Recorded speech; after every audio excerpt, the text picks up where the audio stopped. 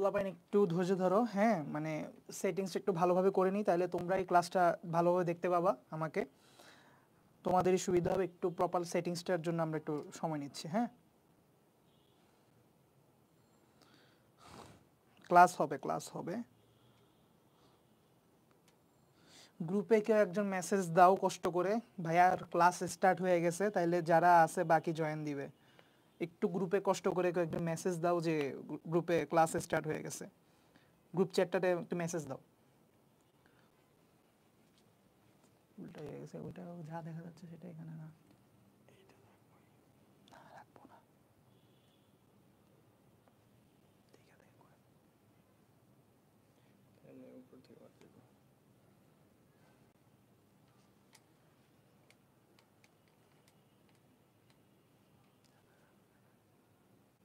যাবে না, এটা বাদ যায় না, যায় না, যায় না, আমি দেখছি।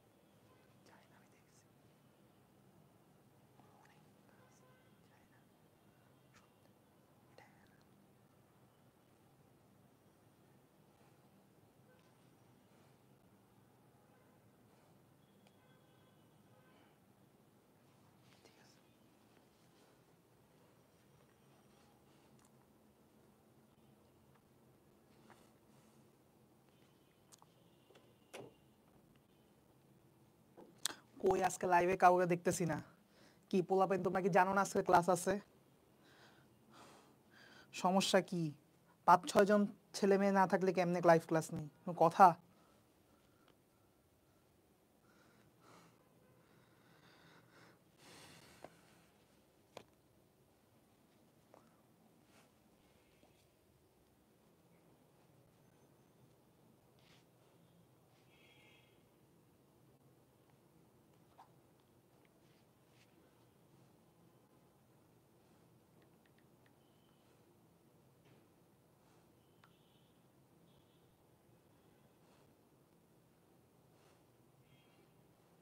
ওয়ালাইকুম আসসালাম।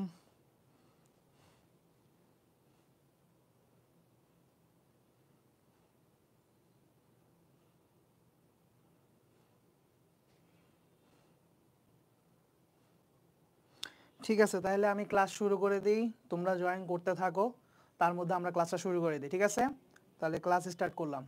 আসসালামু আলাইকুম। তো আজকে আমরা হচ্ছে আমাদের প্রাণী বিভিন্নতা এবং শ্রেণীবিন্যাস চ্যাপ্টারটা পড়তেছিলাম, সেই চ্যাপ্টারটা আমরা আজকে তৃতীয় ক্লাসে। সো আমি তোমাদেরকে একটা ওয়ার্নিং দিব, সেটা হচ্ছে যে এই তৃতীয় ক্লাসটা থেকে তুমি সর্বোচ্চ পরিমাণ সৃজনশীল কমন পাবা, কিংবা সর্বোচ্চ পরিমাণ পরীক্ষায় নাম্বার কমন পাবা। তাই আজকের ক্লাসটা অতিমাত্রায় গুরুত্বপূর্ণ। তাই আজকের ক্লাসে যা কিছু পড়াবো না কেন, গত 2 ক্লাসে যা পড়াইছি তো পড়াইছি, আজকের ক্লাসে আমি যা পড়াবো খুবই মনোযোগ সহকারে সব কিছু মাথায় কানে নেওয়ার চেষ্টা করবা। কারণ যদি তুমি আমার ক্লাসের এভরিথিং ঢুকাই দিতে পারো মাথায়, তোমার দেখা যাবে বই পড়তে তোমার বিন্দু মাত্র কোনো এফোর্ট লাগবে না। আমি তোমাকে এত সহজ করে দিব প্রত্যেকটা পয়েন্ট। ঠিক আছে, বইয়ে অনেক কঠিন কঠিন জিনিসপত্র আছে, কিন্তু আমি তোমাকে প্রতিটা জিনিস এমনভাবে ইজি করে দিব, তোমার বই পড়তে আমি বলতে পারি 1 ফোঁটা এফোর্ট লাগবে না। ঠিক আছে, তোমার কাছে মনে হবে বই পড়তে গিয়ে সব ভাইয়া পড়াই দিছে, এখন আমি নতুন করে কিছুই পাইতেছি না। আচ্ছা, ঠিক আছে, তাহলে শুরু করি। তো আজকে আমরা পর্বসমূহের বৈশিষ্ট্য আসলে পড়া শুরু করব। সো পর্বসমূহের বৈশিষ্ট্য পড়ার আগে যেই জিনিসটা নিয়ে কথা বলবো সেটা হচ্ছে আমাদের নামকরণ নিয়ে একটু কিছু প্রিলিমিনারি লেভেলে কথাবার্তা আজকে শিখবো। তো আসো শিখাই তোমাদেরকে।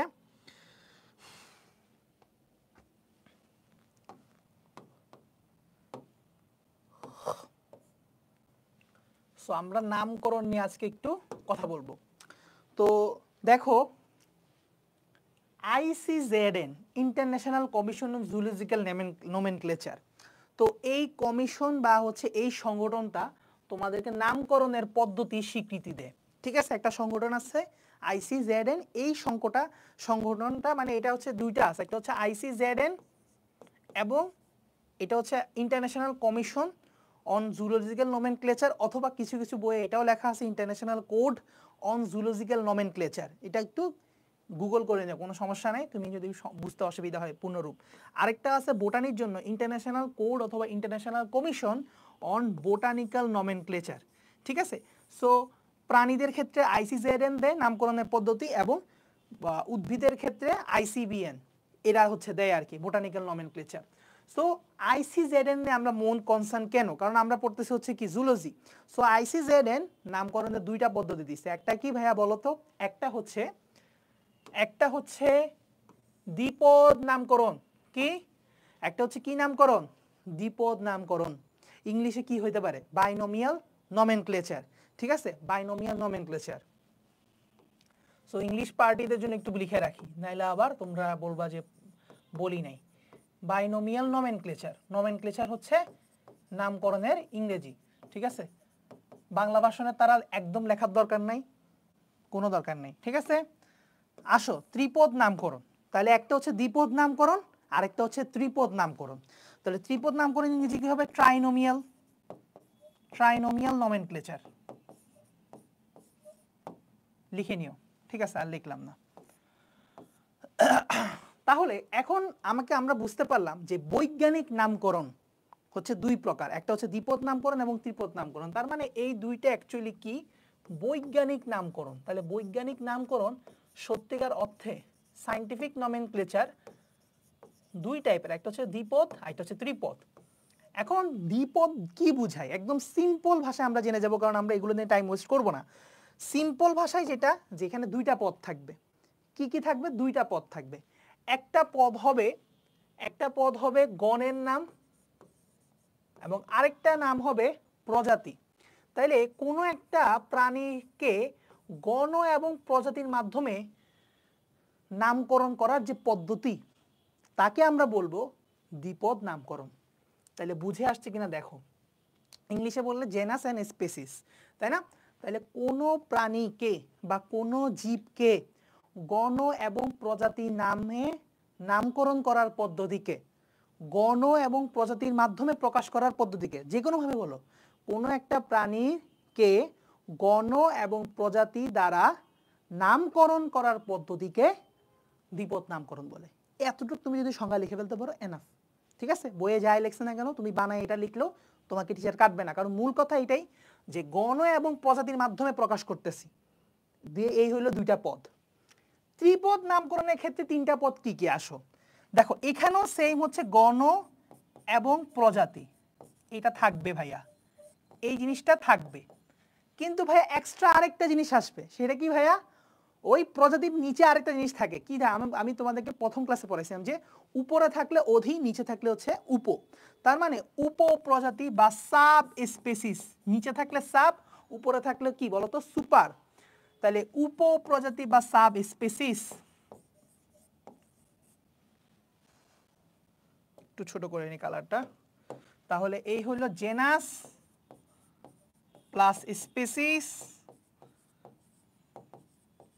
Plus sub species.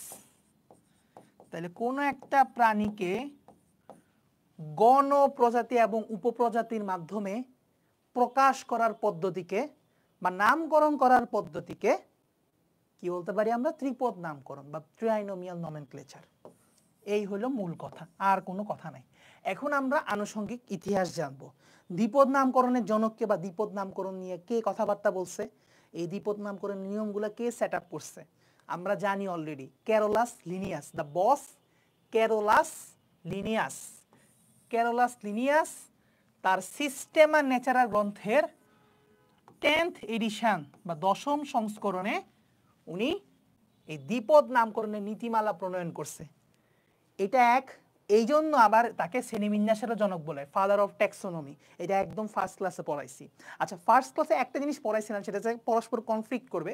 তুমি হয়তো চিন্তা করতেছো যে লিনিয়াস তাহলে কি স্পিসিস প্লান্টারামের জনক নাকি সিস্টেম ন্যাচারারের জনক, মানে কোন গ্রন্থের রচয়িতা অ্যাকচুয়ালি সে?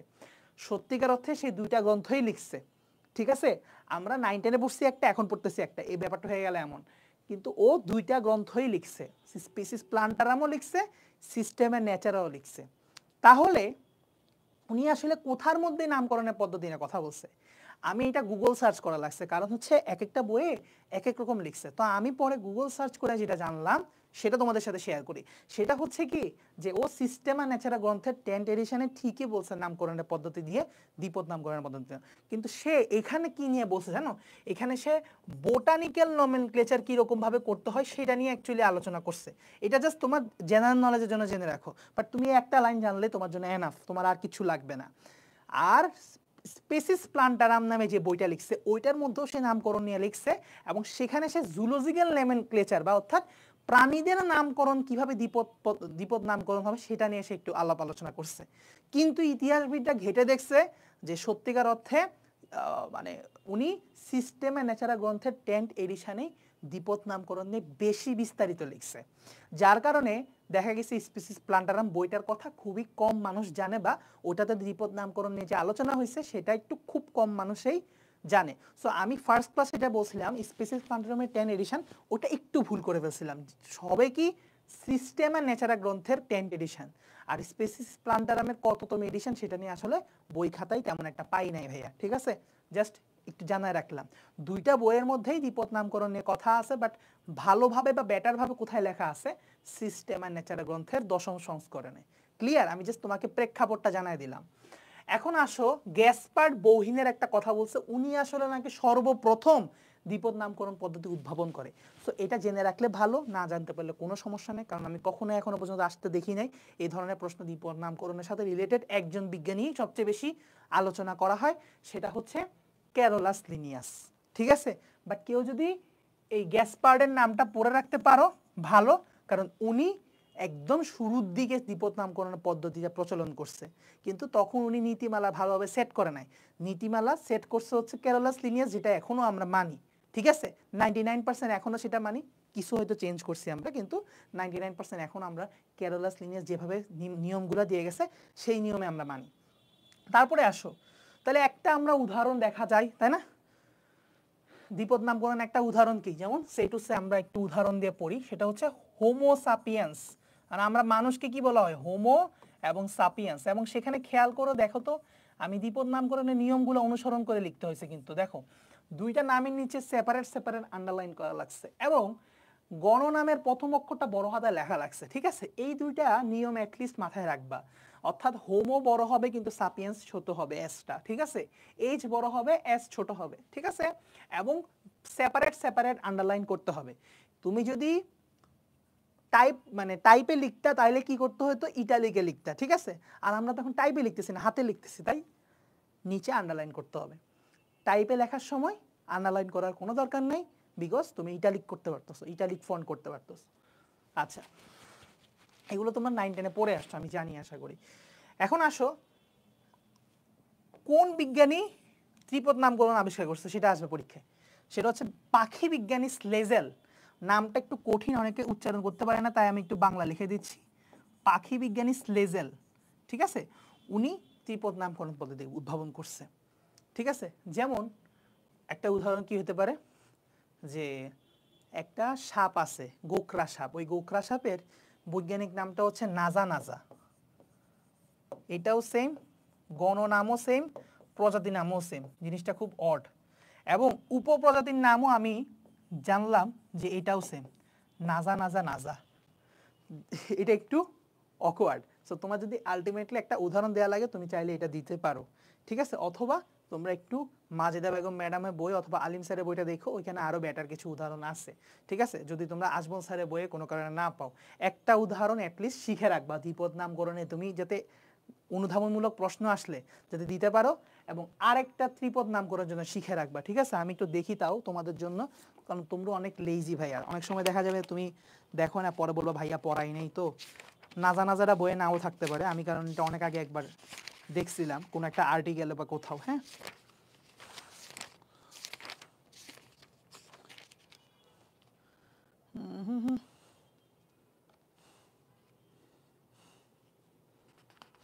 কই গেল?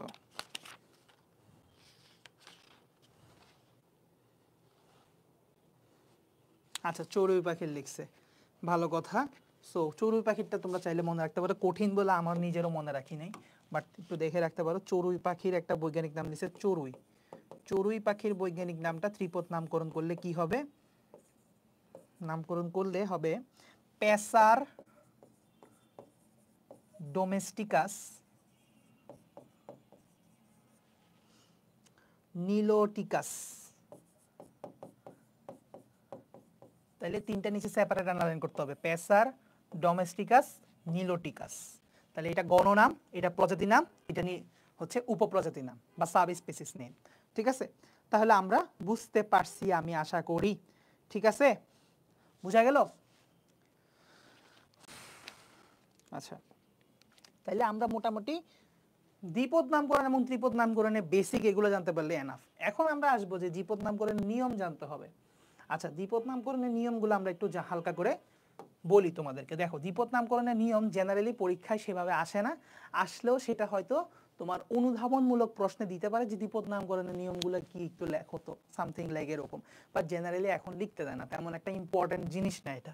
ঠিক আছে, এটা তেমন একটা চ্যাপ্টারের খুব যে ইম্পর্টেন্ট জিনিস এমন না। কিন্তু তোমার এমসিকিউতে অনেক সময় এসে দিবে যে দ্বিপদ নামকরণের ক্ষেত্রে নিচের কোন তথ্যটা সঠিক না, বা নিয়ম কোনটা বেঠিক কোনটা ঠিক, এরকম একটা প্রশ্ন দিতেই পারে। সো তোমাকে এই জন্য একটু পড়তে হবে দ্বিপদ নামকরণের নিয়মগুলা। আহা, এত ফাইজলামি তো ভালো লাগে না। আচ্ছা, দ্বিপদ নামকরণের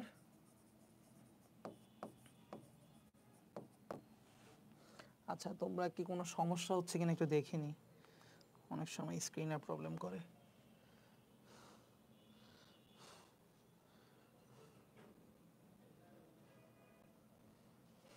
ঠিক আছে, নিয়মাবলী।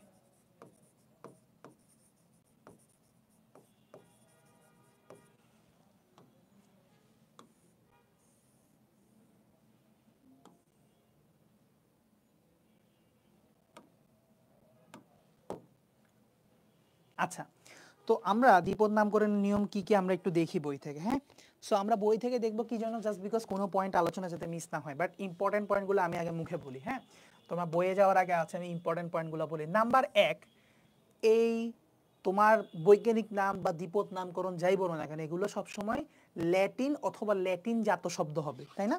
এগুলো আসবে সবসময় কি, এটা সবসময় হইতে হবে কি যে বলো, ল্যাটিন ভাষা থেকে আসবে। গ্রিক ভাষা থেকে আসতে পারে, বাট বিজ্ঞানীরা পরবর্তীতে বলছে এটা ল্যাটিন থেকে আসে। নরমালি ল্যাটিন জাত শব্দ হয়। এবং সবচেয়ে মোস্ট ইম্পর্টেন্ট কথা এখানে যেটা, যে ল্যাটিন হইলেই হয় না, এটা হইতে হয় কি জানো, এটা স্বীকৃত একটা বৈজ্ঞানিক নাম হইতে হয়। অর্থাৎ ICZN এর মতো বড় বড় অর্গানাইজেশন এটাকে যখন স্বীকৃতি দিবে, রিকগনিশন দিবে, তখনই এটা বৈজ্ঞানিক নামকরণের মর্যাদা পাবে, প্রপার দ্বিপদ নামকরণের মর্যাদা পাবে। তাইলে পাবে না, তাহলে প্লাস এটা একটা স্বীকৃত নাম হইতে হবে। নাম্বার 1 পয়েন্ট হচ্ছে এই কথাটা, বৈজ্ঞানিক নামটা অবশ্যই ICZN দ্বারা স্বীকৃত হইতে হবে। স্পেসিফিকলি কার দ্বারা? ICZN দ্বারা হচ্ছে স্বীকৃত হইতে হবে। ঠিক আছে, 2 নাম্বার কথা যেটা বলেই দিছি, ল্যাটিন এবং অথবা ল্যাটিন জাত শব্দ হবে। আমি একবারে এক পয়েন্টের মধ্যে দুইটা কথা লিখে দিছি। 3 নাম্বার পয়েন্টটা তোমাদের বইয়ে যা লিখছে এটা আমি আগেই বলে ফেলছি, সেটা হচ্ছে কি ভাইয়া বলো, এটা দুইটা পদ দিয়ে তৈরি হবে, একটা হচ্ছে গণনাম এবং প্রজাতি নাম দিয়ে হবে। ঠিক আছে, প্রথমটা হবে গণনাম, পরেরটা হবে প্রজাতি নাম। ঠিক আছে, আচ্ছা। এবং আমরা জানি যে তুমি যদি হাতে লেখো, হাতে লিখলে তোমার সেপারেট সেপারেট আন্ডারলাইন করা লাগবে, তাই না? সেপারেট সেপারেট আন্ডারলাইন করা লাগবে, পৃথকভাবে আন্ডারলাইন করা লাগবে, প্রতিটা শব্দের নিচে সেপারেট আন্ডারলাইন করা লাগবে। ঠিক আছে, আমি সেপারেট আন্ডারলাইন একদম ভালো করে লিখে দিতেছি। অনেকে শুধু আন্ডারলাইন করতে হবে লেখে, কথাটা ঠিক না, কারণ আন্ডারলাইন তো পুরোটা একসাথে করতে পারতাম। যদি টাইপে লেখো, যদি টাইপে লেখো, ইন কেস অফ টাইপ, তাহলে সেই ক্ষেত্রে আমি কি করব, ইটালিক ফন্টে লিখব। ইটালিক ফন্টে বৈজ্ঞানিক নামটা লিখতে হবে। ঠিক আছে, আচ্ছা। আরেকটা জিনিস, সেটা হচ্ছে আমরা অলরেডি জানি যে গণনামের প্রথম অক্ষর, গণনামের প্রথম অক্ষর বড় হাতের হবে, তাই না? বড় হাতের মানে কি, ক্যাপিটাল লেটার, মানে বড় আর হাত তো আর বড় হয় না, হাত তো সমানই, তাই না?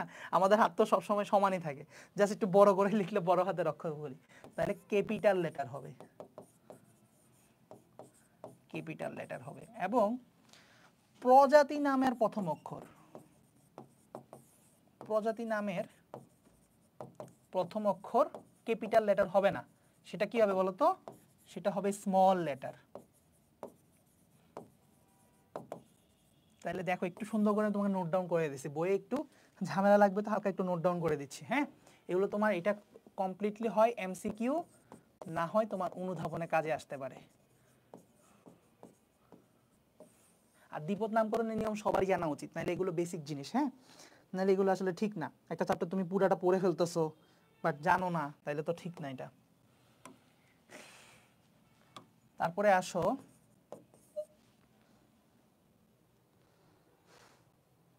ওয়েট এ সেকেন্ড,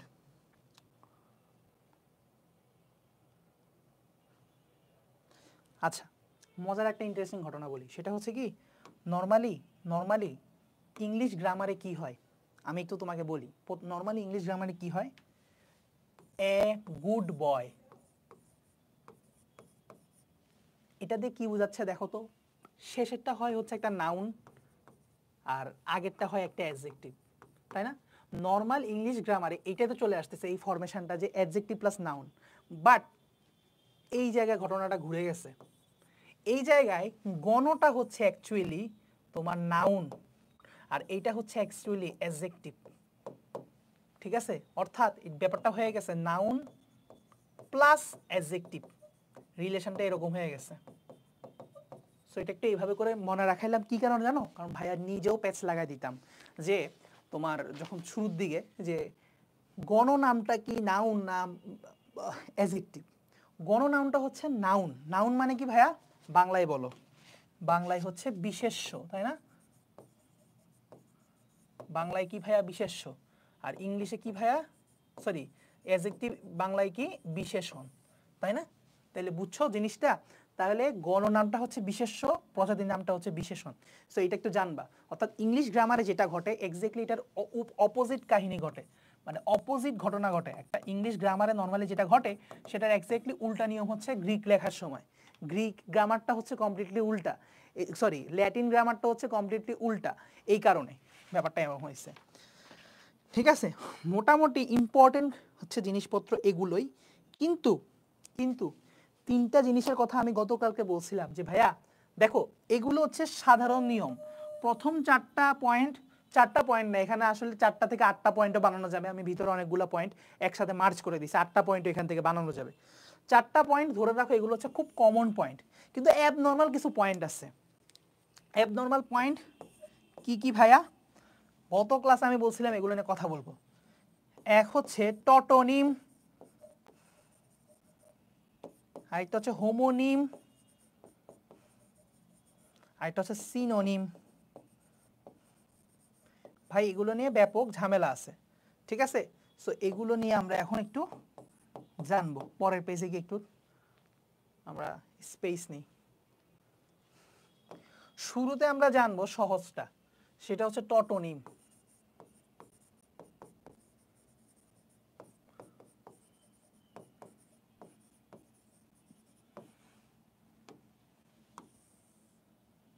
আচ্ছা আমি দেখি তো টটোনিম মানে কি, কেউ কি জানো কিনা? কেউ কি জানো কিনা? সে টু সে কেউ জানো কিনা? অগ্রিম পড়ে রাখছো কিনা দেখি, একটু অ্যান্সার করো যদি কেউ অগ্রিম পড়ে রাখো।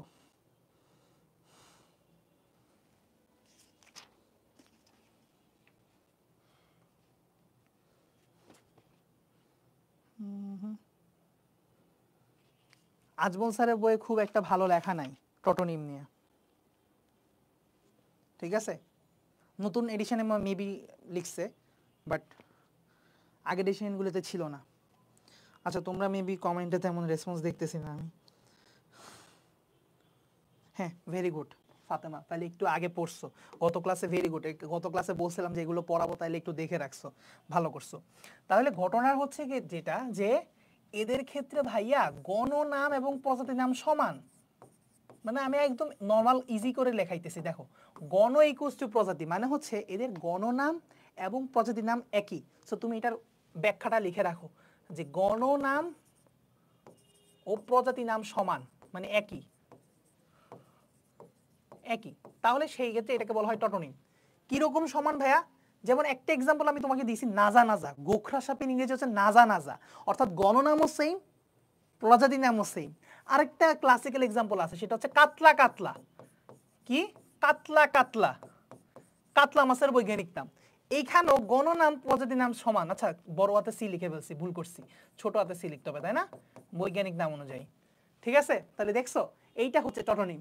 ক্লিয়ার? দেখো খুবই সহজ একটা জিনিস, কিন্তু আমরা খুব অমনোযোগ দিয়ে পড়ি বলে এই নর্মাল জিনিসগুলো আমাদের অনেক সমস্যা। তারপরে হচ্ছে সিনোনিম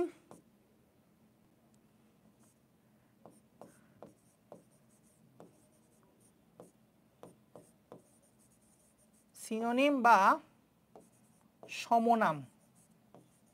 সমনাম কি সিনোনিমের অপর নাম? একটু দেখি, দাঁড়াও, এগুলো তো আমারও বাংলা নামে পেশ লাগে। বাংলার নাম খুবই বিদঘুটে, খুবই বিদঘুটে। হোমোনিম সমনাম, এই যে বললাম না হোমো মানে সম, এই যে ভুল হয়েছে, তাহলে হোমোনিম, আগে হোমোনিমটা পড়াই। একটু ভুল হয়েছে ভাইয়া, তোমরা একটু কষ্ট করে কারেকশন করো। হোমোনিম, বাংলা ইংরেজি একটু ঝামেলা হয়। দেখো হোমো শব্দের অর্থ হচ্ছে কি? সম, মানে একই। আর হেটারো মানে হচ্ছে ভিন্ন। হোমো মানে একই, হেটারো মানে ভিন্ন। সো এই কমন জিনিসটা আমার নিজের মাথার থেকে ছুটে গেছে। ঠিক আছে, তাহলে একটু আমার মতো ভুলটা তোমরা যাতে না করো। হোমো মানে হচ্ছে সম, তার মানে হোমোনিম মানে হচ্ছে সমনাম। আগে হচ্ছে অপর নামটা ভালো করে শিখো, হ্যাঁ? আচ্ছা ঠিক আছে, কমেন্ট করো দেখি, হোমোনিম বা সিনোনিম, সরি হোমোনিম বা সমনাম, এটা দিয়ে কি বুঝায় ভাইয়া? একটু কমেন্ট করো, আমি দেখতে চাই তোমরা পড়ছো কিনা। হ্যাঁ, যেই কমেন্ট করছিলে সেই না হয় কমেন্ট করো, আমি তো দেখতে চাই। তারপরে আসো, না বুঝলে কোনো সমস্যা নেই, আমি বুঝাই দিতেছি। প্রতিনাম, তোমরা একটু ব্রেনটা খেলাও, আমি দেখতে চাই তোমরা বই পড়ে কতটুকু বুঝতে পারো। প্রতিনাম বা সিনোনিম।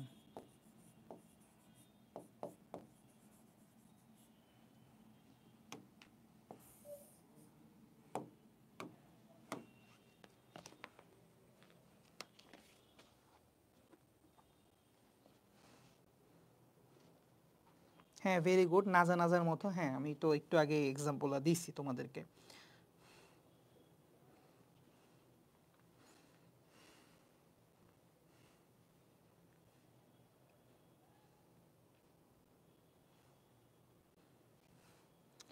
কমেন্ট আপাতত এখানে লোড হয় নাই।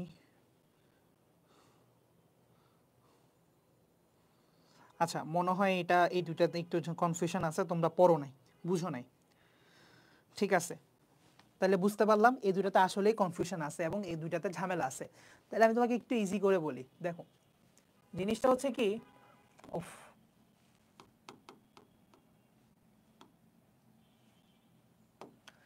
জিনিসটা হচ্ছে যে দেখো সিনোনিম বা প্রতিনাম, আগে সেটা বলি। সিনোনিম আমরা কোন সিনোনিম অ্যান্টোনিম পড়ছো না ছোটবেলায়, যে একটা শব্দের অনেকগুলো সমার্থক শব্দ থাকে, অর্থাৎ একই শব্দেরই অনেকগুলা নাম, অর্থাৎ জিনিসটা একই, শব্দটা একই, বাট এটার আরো অনেকগুলা নাম আছে জাস্ট। যেমন সে টু সে, ভাইয়ার নাম হচ্ছে সামিউল, আমার বাসার মানুষজন আমাকে ডাকে সাকিব। সে টু সে, আমার প্রিয় মানুষ তোমার আমাকে ডাকতে পারে প্রিয়তম। ঠিক আছে, সে টু সে। বা কারো কাছে আমি প্রেমিক, কারো কাছে আমি ভাই। ঠিক আছে, সো এক একজনই আমাকে এক একটা নাম দিবে। কেউ আমাকে দিবে ভাইজান, কেউ আমাকে দিবে শুধু জান। ঠিক আছে, তাহলে এই অনেকগুলো নাম কিন্তু আমার আছে, মানুষটা আমি একই। এক্স্যাক্টলি সিনোনিম বা প্রতিনামের ক্ষেত্রে ঘটনাটা ঘটছে কি একই, যে ধরো একই প্রজাতির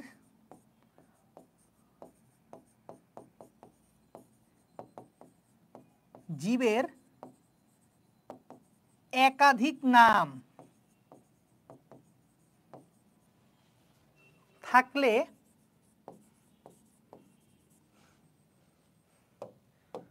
তারা পরস্পরের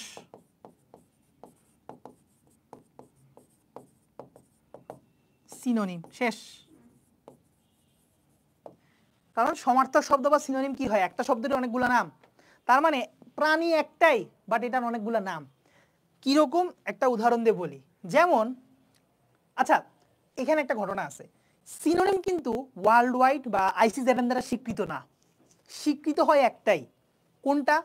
সেটোসে কোন একজন বিজ্ঞানী 1950 সালে একটা নাম দিছে, 1951 সালে একটা নাম দিছে আরেকজন, 1952 সালে একজন দিছে। অগ্রাধিকার আইন নামে একটা আইন আছে, ঠিক আছে, একদম কমন সবগুলোর ক্ষেত্রে। এই অগ্রাধিকার আইন নামে একটা কথা আছে, এই অগ্রাধিকার আইন। অগ্রাধিকার আইন এইটা বলে যে আগে দিবে তার নামটাই হচ্ছে আমরা অ্যাকসেপ্ট করার ট্রাই করব, কিন্তু নামটা নিয়ম মেনে দিতে হবে। যদি নিয়ম না মেনে তুমি প্রথমে দিছো তাহলে তোমার নাম আবার অ্যাকসেপ্ট হবে না। অর্থাৎ নিয়ম মেনে যারা দিছে তাদের মধ্যে থেকে যে প্রথমে দিছে তাকে আমরা অগ্রাধিকার আইন অনুযায়ী তার নামটা আমরা সিলেক্ট করব, বৈজ্ঞানিকভাবে স্বীকৃতি দিব। ওই যে স্বীকৃতি দিব, তাহলে স্বীকৃত নামটাই হবে আমাদের আসল বৈজ্ঞানিক নাম, অন্যগুলো আমরা বর্জন করে দেই। বাট ওই বিভিন্ন আর্টিকেলে ছড়াছড়ি তো থেকেই যায় যে এইসব নামও দেয়া হয়েছিল, প্রস্তাব দেয়া হয়েছিল, তাহলে এই নামগুলোকেও একটা সম্মান দেয়া হয়, এই নামগুলোকে ফেলে দেয়া হয় না, যেগুলো বৈজ্ঞানিক নাম মেনে সবকিছু করছিল তো তাদেরকেও একটু সম্মান দেয়া হয়। সো সেই টু সে আমাদের ইলিশ মাছের বৈজ্ঞানিক নাম কি? কেউ একজন কমেন্ট করো, ইলিশ মাছের বৈজ্ঞানিক নাম কি? দেখতে চাই ইলিশ মাছের বৈজ্ঞানিক নাম কি। খুব সহজ একটা প্রশ্ন, খুবই সহজ,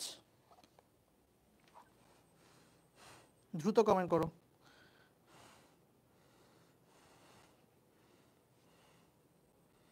আচ্ছা, কমেন্ট করতে করতে আমি একটা জিনিস বলে ফেলি, তাহলে সিনোনিমটা কি বা সমনামটা কি? সমনামটা হচ্ছে যে সম মানে দুইটা সমান, তো কম্পারিজন দুইজন আলাদা পার্সনের মধ্যে। দেখো সম মানেই কিন্তু আমি সমান দেখাচ্ছি, মানে দুজনের মধ্যে একটা কম্পারিজন করতেছি, এখানে কিন্তু দুইটা পৃথক জীব হয়ে গেছে এক্স্যাক্টলি, কিন্তু একই রাজ্যে। তাহলে বলতে হবে একই রাজ্যের অন্তর্ভুক্ত, একই রাজ্যের অন্তর্ভুক্ত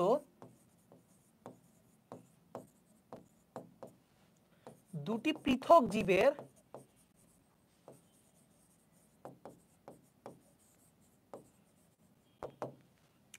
নামকরণ এবং নামের বানান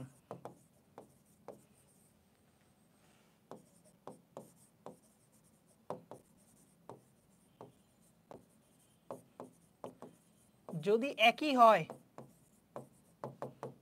তবে তারা পরস্পর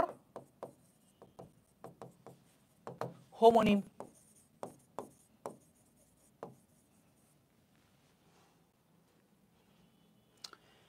এক্সাম্পল দিই, একটা এক্সাম্পল দিই, সেই এক্সাম্পলটা হচ্ছে নকচুয়া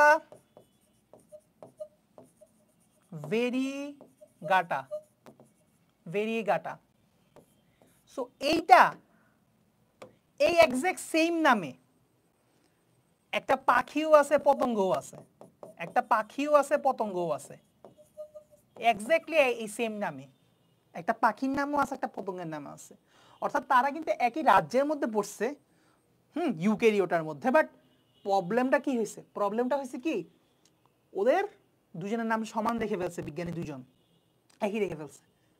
তাহলে কি হবে? অগ্রাধিকার আইন অনুযায়ী প্রথমটা অ্যাকসেপ্টেড হবে, পরেরটা আন্তর্জাতিক নিয়ম অনুযায়ী অ্যাকসেপ্টেড হবে না, কিন্তু দ্বিতীয়টাকেও তো একটা সম্মান দিতে হবে। কি দেয় আমরা সেটা এখন আমরা আলোচনা করব। সো আসি, যে আগে দিবে, যে আগে দিবে তারটা হবে, লেখারও তো জায়গা নাই, তাকে বলবো আমরা, তাকে আমরা বলবো সিনিয়র হোমোনিম। তাইলে যে আগে দিবে, যার নামটা আগে সিলেক্টেড হবে বা যে আগে দিচ্ছে তার নামটা তো সিলেক্টেড হবে, তাহলে তার নামটা হবে সিনিয়র হোমোনিম। তাহলে সিনিয়র হোমোনিমটাই আন্তর্জাতিকভাবে স্বীকৃত হয়ে থাকে। আর বাকি যেগুলো ধরো আরো অনেকগুলো নাম দেওয়া হয়েছিল, হ্যাঁ আরো অনেকগুলোর নাম সেম ছিল, তাহলে তারা হবে জুনিয়র হোমোনিম, বাকিগুলো বা বাকিটা জুনিয়র হোমোনিম হয়ে যাবে। আচ্ছা, ইলিশ মাছের বৈজ্ঞানিক নাম কেউ কমেন্ট করছো? এটা কিন্তু খুবই কমন একটা প্রশ্ন, এটা বিভিন্ন জায়গায় পরীক্ষায় আসে। Tenualosa ilisha, very good very good. এটা কারণ তুমি যা 9 10-এ পড়ছো, এটা পারা উচিত ছিল, তাই না? আচ্ছা পারছো, ভেরি গুড। এখন আমি তোমাদেরকে বলি যে তেনু আলোসা ইলিশা, তেনু আলোসা ইলিশা এই নামটা প্রথমেই দিছিল বিজ্ঞানী একজন, কিন্তু এছাড়াও ভাসতে ভাসতে আরেকটা ভাসমান বৈজ্ঞানিক নাম আমরা অনেক জায়গায় পড়ছি, সেটা হচ্ছে হিলসা ইলিশা। হিলসা ইলিশা এরকম একটা বৈজ্ঞানিক নামও দিছিল। হ্যাঁ, তারপর আরেকটা বৈজ্ঞানিক নাম দিছিল, এরকম প্রপোজ হয়েছিল যে ক্লুপিয়া ইলিশা। হ্যাঁ, এরকম আরো কতগুলো হয়েছিল, আমার নাম মনেও নাই, ক্লুপেডাউটাম, আরো কি ক্লুপিয়া, আরো ভংচং, আরো অনেকগুলো নাম দিছিল ইলিশ মাছে। তাহলে যতগুলো আর প্রপোজ নাম ছিল, প্রথমটা হয়ে যাবে কি, যে যে প্রথম দিছে, সরি টু সে, যে প্রথম দিছে, যে প্রথম দিয়েছে তারটা হয়ে যাবে সিলেক্টেড এস, সে হচ্ছে কি সিনিয়র সিনোনিম। সিনিয়র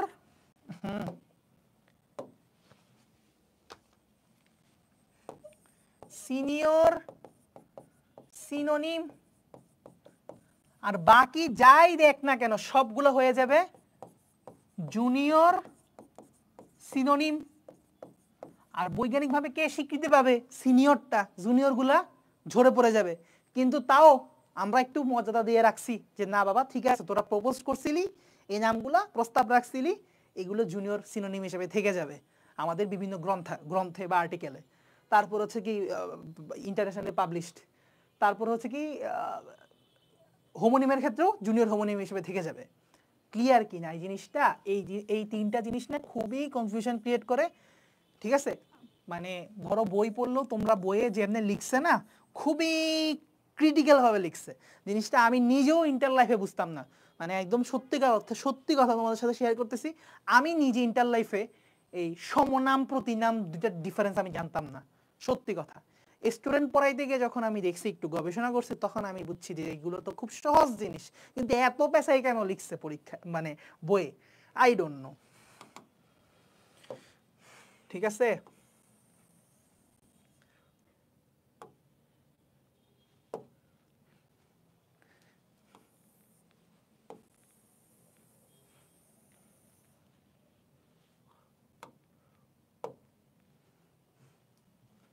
আচ্ছা আই গেস এখন তোমরা পারবা, দেখো একটু ক্লিয়ার কিনা। টটোনিম মানে গণনাম, প্রজাতিনাম সমান। প্রতিনাম মানে সিনোনিম।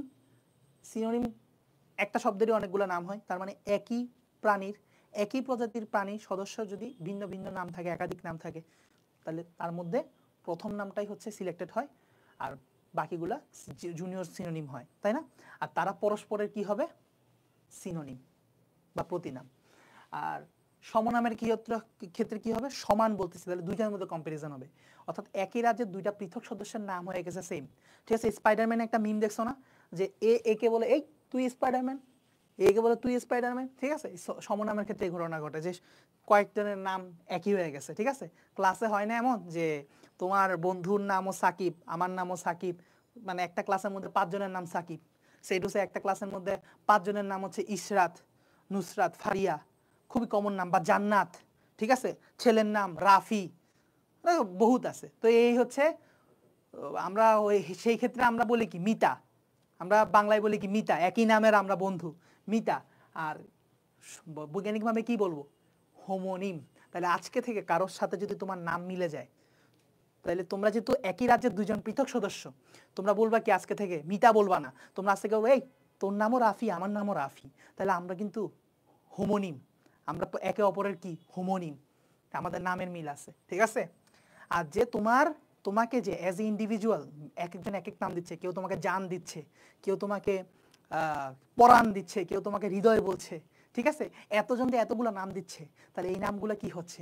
তোমার একই মানুষের নাম, তার মানে এগুলো হচ্ছে তোমার সিনোনিম। বুঝে আসছে? এর থেকে ভালোভাবে আর উপমা দিয়ে বোঝানো সম্ভব না। এরপরে আমরা চলে যাব হচ্ছে পর্বের বৈশিষ্ট্য, কারণ এটা আর দরকারই নাই। একটু কমপ্লেক্স বলে আমি একটু এগুলোতে সময় দিলাম, কারণ আমি চাই বইয়ের 100% জিনিসপত্র তোমরা যদি একবার পড়ে হইলো লাইফ আন্ডারস্ট্যান্ড করতে পারো, তা না হইলে নাম, কোর্সের নাম তো রাখা উচিত হবে না, বেসিক টু অ্যাডভান্স বায়োলজি। ঠিক আছে, ক্লিয়ার?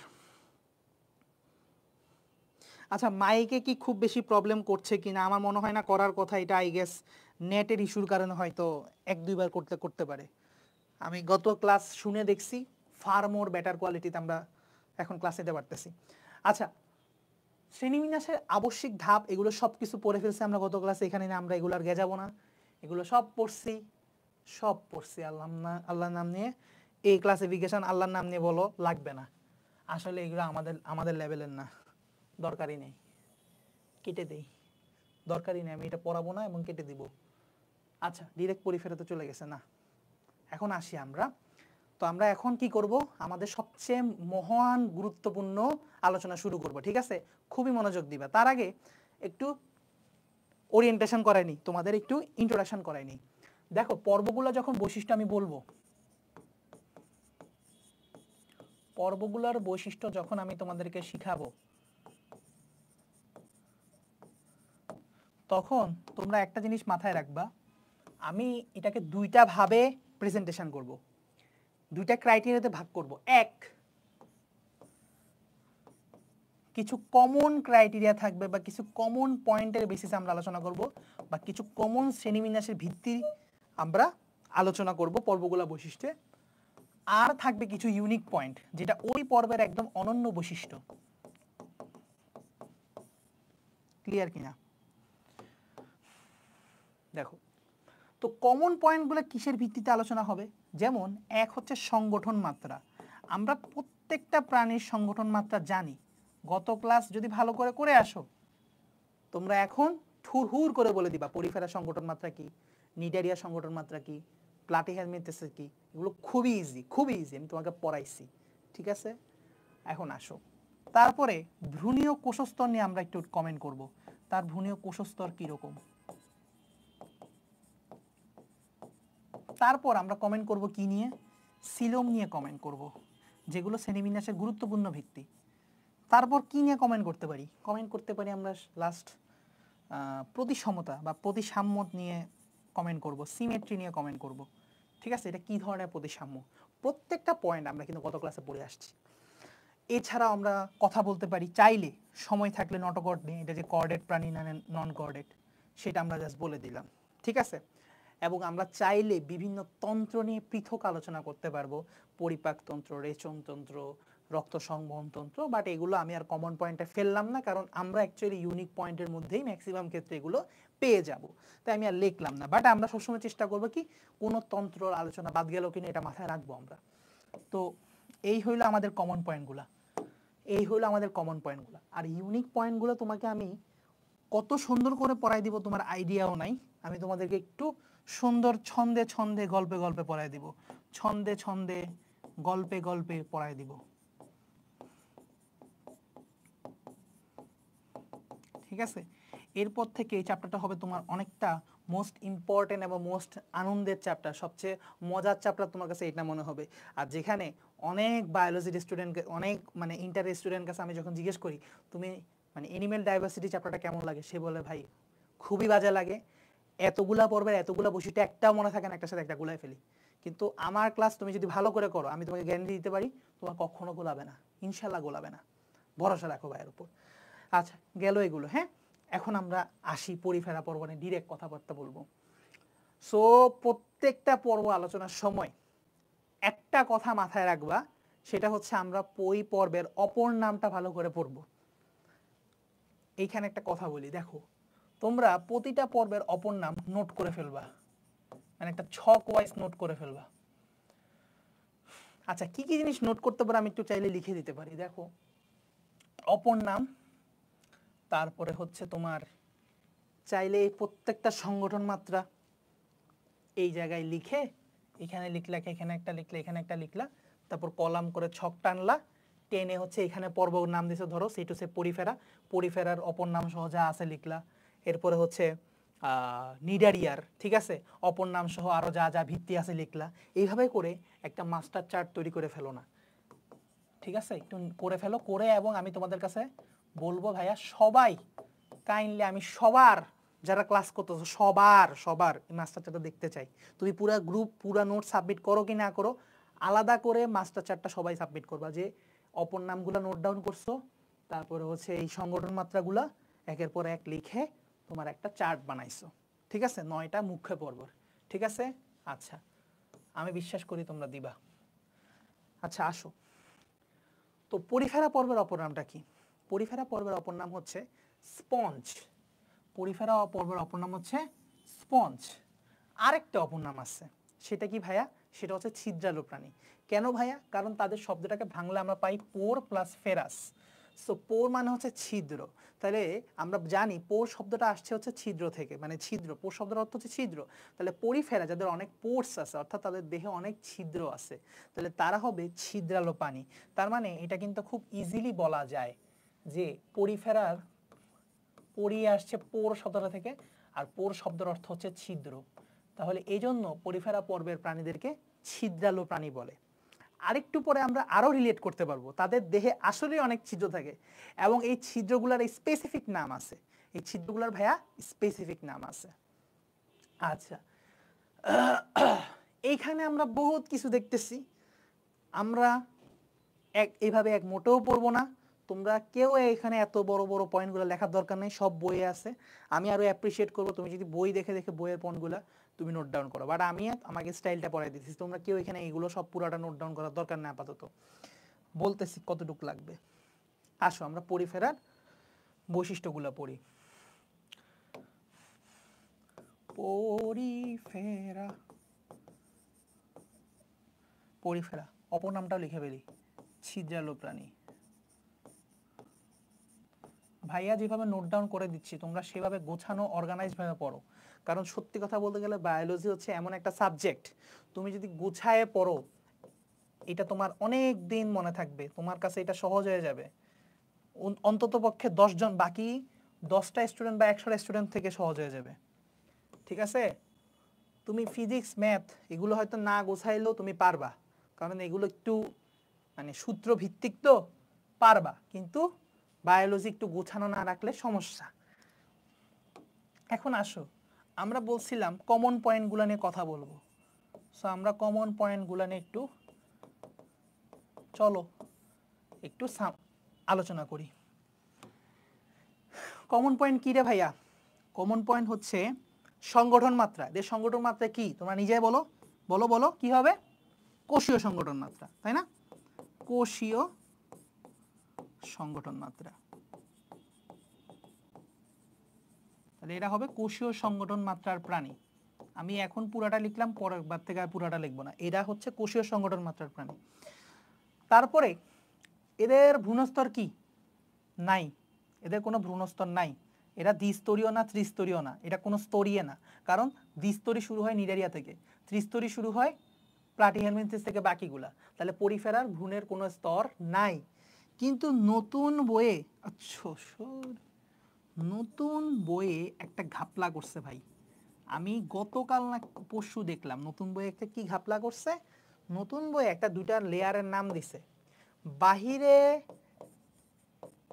একটা স্তর থাকে নাকি কোষের, ভ্রূণের বাহিরে একটা স্তর থাকে, ভিতরে একটা স্তর থাকে, অর্থাৎ তারা দ্বিস্তরী হিসেবে প্রমাণ করছে। কিন্তু কখনোই পরীক্ষার খাতা বলা যাবে না যে তোমার এই পরিফেরা দ্বিস্তরী, বললে পুরা জিরো খাবা, পুরা জিরো খাবা। ঠিক আছে? কারণ টিচারদের মাথায় এখনো পর্যন্ত এটা সেট আপ হয় নাই। কারণ আমি এত বছর বায়োলজি পড়ানোর পরে যখন আমি হট করে বইয়ের এই এডিশনে চেঞ্জ দেখে আমি তবদা খাইছি, ঠিক আছে, তাইলে বুঝবা যে ভাই বাংলাদেশে বহুত মানুষ তবদা খাবে। ঠিক আছে? সো এখনই এইভাবে লেখার দরকার নেই। আমি বাট তাও লেখাই দিচ্ছি এই কারণে, আমি দেখলাম যেহেতু ভিতরের স্তরটাকে বলছে হচ্ছে বাইরের স্তরটাকে বলছে পিনাকোডার্ম, পিনাকোডার্ম, আর ভিতরের স্তরটাকে বলছে কোয়ানোডার্ম, কোয়ানোডার্ম। এখন এক্স্যাক্টলি তোমার দুইটা স্তরের মাঝখানে যেমন মেসোগ্লিয়া ছিল দ্বিস্তরীর ক্ষেত্রে, মনে আছে? ওই এপিডার্মিস আর গ্যাস্ট্রোডার্মিসের ভিতরে ছিল মেসোগ্লিয়া। এক্স্যাক্টলি এদের মাঝখানেও একটা কি থাকে জানো? এদের মাঝখানেও একটা মানে মাতৃকা থাকে। এদের মাঝে, এর মাঝে একটা মাতৃকা থাকে। সেই মাতৃকা হচ্ছে জিলাটিনাস আবরণ, জিলাটিনাস প্রোটিনের আবরণ। জিলাটিন প্রোটিন পড়াইছিলাম পরিপাক চ্যাপ্টারে, ঠিক আছে? জিলাটিন জাতীয় প্রোটিন মাতৃকা থাকে। তাহলে এই দুই লেয়ারের মাঝখানে প্রোটিন মাতৃকা হিসেবে কোন কোন প্রোটিন থাকে? জিলাটিন নামক প্রোটিনের একটা মাতৃকা থাকে। ঠিক আছে? মাতৃকা থাকে। সো এই মাতৃকাটার একটা নাম দিছে, মাতৃকার একটা নাম দিছে জানো? মাতৃকার নাম দিছে কি? লেয়ারটার নাম দিছে, লেয়ারটার নাম দিছে মেসোগ্লিয়া। যেরকম নাম দিছে এটার হচ্ছে মেসোহিল, মেসোহিল। আমি এখনো পর্যন্ত অ্যাবজর্ব করতে পারি নাই পিনাকোডাম, কোয়ানোডাম, মেসোহিল। ঠিক আছে, আমার এখনো এটা হজম হয় না। আমি তোমাদেরকে পড়াচ্ছি পরিফেরা পর্বের 2টা স্তর, বাট এটা কখনোই বই খাতায় ডিরেক্ট বলা যাবে না। তুমি হয়তো লিখতে পারবো যে এদের কোষের স্তর মানে পিনাকোডার্ম নামক বাহিরের স্তর এবং কোয়ানোডার্ম নামক ভিতরের স্তরে বিন্যস্ত, বাট কখনো 2 শব্দটা ব্যবহার করবা না যে এদের ভ্রূণস্তর 2, এরকম কখনোই বলবা না। এদের দ্বিস্তরী, যাই বল না কেন এটা কখনো বলবা না অ্যাটলিস্ট যে দ্বিস্তরী এরা, কারণ দ্বিস্তরী কথাটা শুরু হয় হচ্ছে নিজারিয়া থেকে। ঠিক আছে, এটা বলছে আর কি 2টা লেয়ারে বিন্যস্ত, বাট এটা কোনো মানে কি বলবো, এটা বই খাতায় আসছে কি জন্য আমি জানি না, কারণ এটা এত বছর পড়াইছি, এটা কোনো কোনো কালে ছিল না। ঠিক আছে, সো নতুন বইয়ে এই একটা আজব ঘটনা ঘটাইছে। সো কেউ যদি মনে রাখতে চাও মনে রাখবা, না মনে রাখতে চাইলে ঠাস করে একটা কাটা দিয়ে নিও। ঠিক আছে, আচ্ছা তারপরে আরো কিছু জিনিস বলি, সেটা হচ্ছে এদের সিলোম কি, সিলোম কি আছে? 1 থেকে 3 এর কারোই সিলোম নাই, তাহলে অ্যাসিলোমেট। তোমরা জানো আমি তো একাডেমিক অ্যাডমিশনও ক্লাস নিচ্ছি, তো একাডেমিক টু অ্যাডমিশনের মধ্যে একাডেমিক ক্লাসের মধ্যে আমি এটা তখনও বইয়ে খেয়ালও করি নাই, এই সেম জিনিস না, আমি বলছি ভূণস্তর নাই।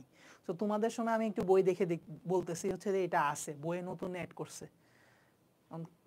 যাই হোক না কেন, তোমরা যদি এই কথাটা নাও লেখো, এই পয়েন্টটা অ্যাভয়েড করে যাও, কোনো সমস্যা নেই, কারণ টিচারদের মাথায় এই পয়েন্ট নাইও। ঠিক আছে, এটা খুবই আনইম্পর্টেন্ট একটা পয়েন্ট, বাট লেখাই দিয়েছি এই কারণে, কারণ নাইলে বলবা যে ভাই নতুন পয়েন্ট হিসাবে তো আসছে, পড়ার নাই কেন।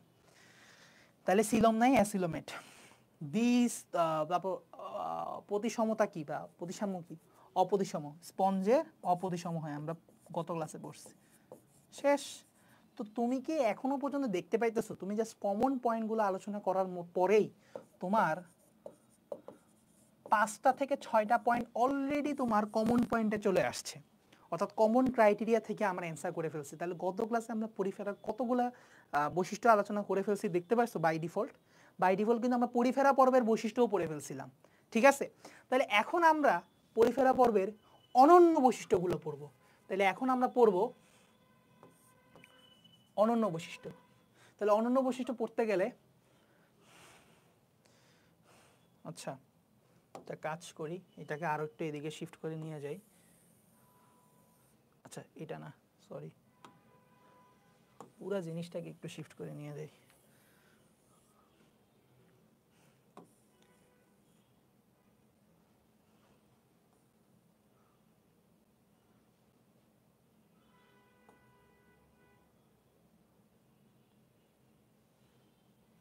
ঠিক আছে,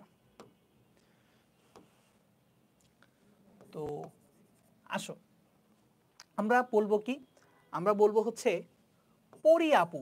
পরিফেরা পড়ার সময় আমরা সবসময় আমাদের পরিমণি আপুর কথা আমরা খুব শ্রদ্ধা ভরে স্মরণ করব। ঠিক আছে, শ্রদ্ধা ভরে স্মরণ করবো, কারণ তোমাকে এই আপুই সব পড়াই দিচ্ছে। তো তুমি গেলা কক্সবাজার ট্যুরে, সো কক্সবাজার ট্যুরে গিয়ে দেখলা সেখানে তোমার প্রিয় অভিনেত্রী, ঠিক আছে, পরিমণি আপু দাঁড়াই ফটোশুট করতেছে। সো এখানে গিয়ে তোমার পরি আপুর সাথে কথাবার্তা হইলো, হ্যাঁ। সো তুমি বললা যে তুমি সায়েন্সের স্টুডেন্ট, তুমি একটু ফ্ল্যাক্স নিতে চাইছো। সো ফ্ল্যাক্স নিতে তুমি বলছো যে দেখেন সমুদ্রের মধ্যে অনেক স্পঞ্জ আছে। কি বললা? সমুদ্রের মধ্যে অনেক স্পঞ্জ আছে। স্পঞ্জ মানে কি? পরিফেরা পর্বের প্রাণী। তো সে তো বুঝবে না, ছাতাটাও বুঝবে না, ঠিক আছে না। সো তুমি বলছো পরি আপু অনেক স্পঞ্জ সমুদ্রে।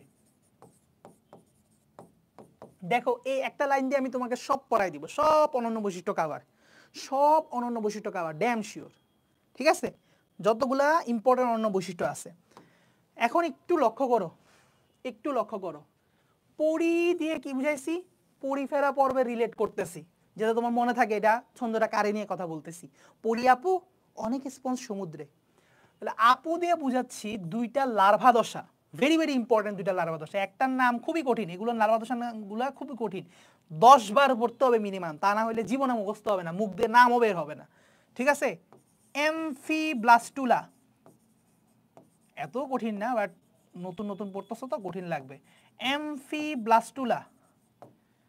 প দিয়ে হচ্ছে পেরেনকাইমুলা,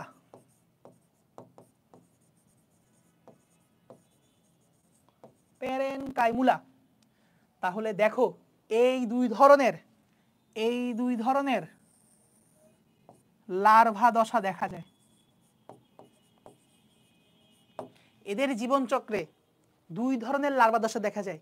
এমসিকিউতে আসবে কোন কোন লার্ভা দশা দেখা যায়, তুমি অ্যান্সার করতে পারতে হবে। অ্যামফিব্লাস্টুলা, প্যারেনকাইমুলা। ক্লিয়ার? এখন আসো আমাদের ছন্দের মূল পার্ট, অনেক স্পঞ্জ সমুদ্রে। এটা আমাদের ছন্দের মূল পার্ট, কারণ এখানে একদম সব ইম্পর্টেন্ট বৈশিষ্ট্যগুলো এখানে ভিতরে লুকাই আছে। অনেক, দেখো আমরা বলছিলাম আমাদের পরিফেরা পর্বের প্রাণীগুলার দেহ প্রাচীর মানে একদম বাহিরের ওয়াল, প্রাচীর মানে কি ওয়াল, দেহ মানে কি বডি, বডি ওয়াল। তাহলে body wall is so much filled up with pores, মানে অনেক ছিদ্র দিয়ে ভরা। তাহলে এদের দেহ প্রাচীর অসংখ্য ছিদ্রযুক্ত। এই লাইনটা এইভাবে লেখো, এদের দেহ প্রাচীর অসংখ্য ছিদ্রযুক্ত। অথবা আরেকভাবে লেখো, এদের দেহ প্রাচীর অস্টিয়া নামক অসংখ্য ছিদ্রযুক্ত, কারণ ছিদ্রগুলোর নাম হচ্ছে অস্টিয়া, অস্টিয়া নামক ছিদ্রযুক্ত। এদের দেহ প্রাচীর অসংখ্য অস্টিয়া নামক ছিদ্রযুক্ত। তাহলে ছিদ্রের নাম কি? অস্টিয়া। পোরের নাম কি? অস্টিয়া। এই যে ছোট ছোট ছিদ্র আছে, ধরো সে টু সে, এটা হচ্ছে বডি, এই বডির গায়ে অনেকগুলো ছিদ্র আছে, দেহ প্রাচীরে অনেক ছিদ্র আছে, ছিদ্রগুলোর নাম কি ভাইয়া? অস্টিয়া। আমি ছবি এঁকেই পড়াই দিব, সমস্যা নেই, এখন ছবি আঁকবো না। অস্টিয়া নামক অসংখ্য ছিদ্রযুক্ত। তাহলে এদের দেহ প্রাচীর অস্টিয়া নামক অসংখ্য ছিদ্রযুক্ত, এদের দেহ প্রাচীর অস্টিয়া নামক অসংখ্য ছিদ্রযুক্ত, এদের দেহ প্রাচীর অস্টিয়া নামক অসংখ্য ছিদ্রযুক্ত। শেষ। আসি অস্কুলাম, অদি আরেকটা পয়েন্ট, অস্কুলাম নামক ছিদ্রপথে উন্মুক্ত হয়। অস্কুলাম নামক ছিদ্রপথে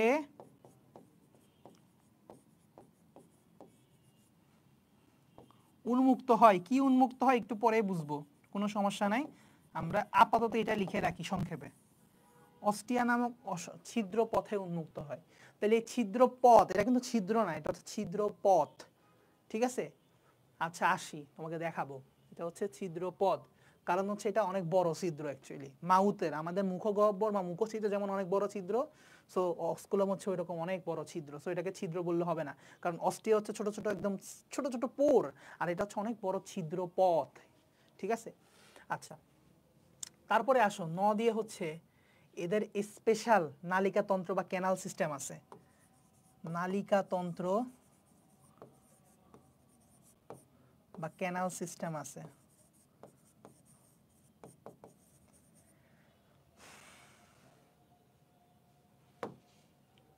নালিকাতন্ত্র বা ক্যানাল সিস্টেম আছে। ঠিক আছে? নালিকাতন্ত্র বা ক্যানাল সিস্টেম আছে। তারপরে ক দিয়ে মনে রাখবো, এদের কোয়ানোসাইট নামক এক ধরনের স্পেশাল কোষ আছে। কোয়ানোসাইট, কোয়ানোসাইট নামক, দেখো একটা কথা বলি, সাইট শব্দটা যেখানেই পাবো না কেন এটা মানে একটা সেল ইন্ডিকেট করতেছে। সাইট মানে হচ্ছে সেল। ঠিক আছে? কোয়ানোসাইট নামক ফ্লাজেলা যুক্ত কোষ, ফ্লাজেলা যুক্ত কোষ বিদ্যমান। ঠিক আছে? তারপরে স্পঞ্জ দিয়ে কি বোঝাচ্ছে? এদের একটা অপর নাম স্পঞ্জ, এটা আমরা তথ্য পাচ্ছি। এছাড়াও আরো অনেক গুরুত্বপূর্ণ তথ্য পাচ্ছি। কি কি তথ্য পাচ্ছি সেইটা আমি তোমাদেরকে দেখাই, এখানে বলি। এক হচ্ছে এদের স্পঞ্জশীল নামক গহ্বর আছে, এদের দেহ গহ্বর হিসেবে স্পঞ্জশীল নামক গহ্বর আছে। আমি গত ক্লাসে পড়াইছিলাম, কি মনে আছে? যেখানেই দেখবা সিল শব্দটা, সিল মানে হচ্ছে গহ্বর, সিল মানে হচ্ছে গহ্বর, তাহলে এদের স্পঞ্জশীল নামক গহ্বর আছে। এদের গহ্বরটা ব্লাস্টোসিল না। ঠিক আছে? এদের গহ্বরটার নাম হচ্ছে স্পঞ্জশীল। ঠিক আছে? ব্লাস্টোসিলও আছে এদের বেসিক্যালি, বাট আমরা স্পঞ্জশীলের কথায় মাথায় রাখবো। তারপরে আসো স্পঞ্জিন, স্পঞ্জিন নামক জৈবতন্তু এবং স্পিকিউল নামক কাটা। একটু কঠিন লাগবে প্রথম প্রথম, কিন্তু কয়েকবার যদি নেমোনিক্সটা প্র্যাকটিস করো তোমার কাছে এটা পানির মতো সহজ হয়ে যাবে। তুমি দেখবা যে এমনি পয়েন্ট মনে থাকতেছে না, কিন্তু এই যে পড়াই দিতেছি না, এমনি পয়েন্ট সব মনে থাকবে, কোনো না কোনোভাবে রিকল করে ফেলবা তুমি যে এই পয়েন্ট ছিল। স্পিকিউল নামক কাটা, এই দুইটা জিনিস দিয়ে তাদের বডি বা দেহ গঠিত। আমরা সংক্ষেপে লিখলাম যে তাদের বডিতে কি কি থাকতে পারে, স্পঞ্জিন নামক জৈব তন্তু অথবা স্পিকিউল নামক কাঁটা, ঠিক আছে, থাকতে পারে তাদের বডিতে অসংখ্য। আচ্ছা, আরেকটা হচ্ছে লাস্ট বলে দিচ্ছি, সেটা হচ্ছে সমুদ্রে, সেটা হচ্ছে অধিকাংশ সামুদ্রিক, এই পর্বের অধিকাংশ সামুদ্রিক। আজান দিচ্ছে, আমি এরপর একটু আজানের ব্রেক দিব, দাঁড়াও আজানটা শেষ হোক। তাহলে এদের অধিকাংশ হচ্ছে সামুদ্রিক, ঠিক আছে, তোমরা তুলো, 1 মিনিট পর আসতেছি।